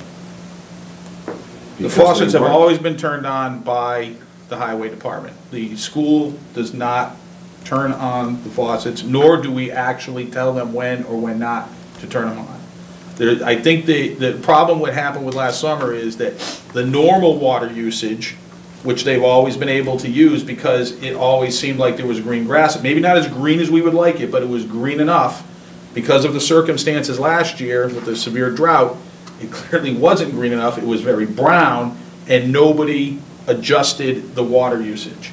I think the important thing is that we're gonna all learn from that is that when we realize that we're not getting as much water as we think we need, then we all need to feel free to pick up the phone and say, let's make sure we're watering enough. Yeah, right. And I hopefully, when we get through this field evaluation process, it will not only be, I think it'll actually will be a little bit of a failure if we don't get there. Beyond identifying what we think additional field usage is necessary, we need to identify of the fields we have, what is a true maintenance plan. Because in the instant estimates we got when we were doing the AFRAC process, the amount of money that we're spending is woefully low. There's no way that anybody would sanction that as a correct amount of money to support fields that are being used. However, having said that, the other thing that we're hoping for is with the advent of Alumni Field, much less usage on those fields. They won't be in as bad shape and hopefully will not require as much water as we think they do based on current usage and the drought that we went through. Things is going to change in two directions, and hopefully we'll get back down to maybe $10,000 or $12,000 is the right number of annual water usage, and everybody will say, that looks like a nice field. I would let my child play on that field and be very happy with that. Right. Anything else more than that would be, well, now it's getting to be like Wimbledon, that seems a little excessive. And I think that's what we gotta go through, that process, and then once we all agree on that, we can figure out which budget. As the school committee understands the community's interest in having it be more transparent, and we're fully supportive of that. And right now, the only thing that we're contributing on that is the water. Everything else is done outside the school department budget. Paid for by Park and Rec, done by DPW. Right, exactly. Highway. Okay, appreciate you coming down here to explain that. Yeah, to the. If I could just, Fred, to give I think an answer to the question you're asking about how much water. I'll get together with Kevin Hunt. He's the one that came up with the estimate, and I'll talk to Mike about it, and Ivan Pagasic as the chairman of Park and Rec, and we'll come up with an SOP. This is what should be done, and from the process that we went through with AFRAC, that all of that is from what we're doing with the field maintenance study. So, Whatever. You guys are gonna stand up in front of town meeting when people start asking you, what are we spending on fields? You're gonna have an answer, that's all. Because the last two town meetings, that was asked. They're gonna wanna know. Fair enough. Okay, guys, anything else we want to discuss on that one?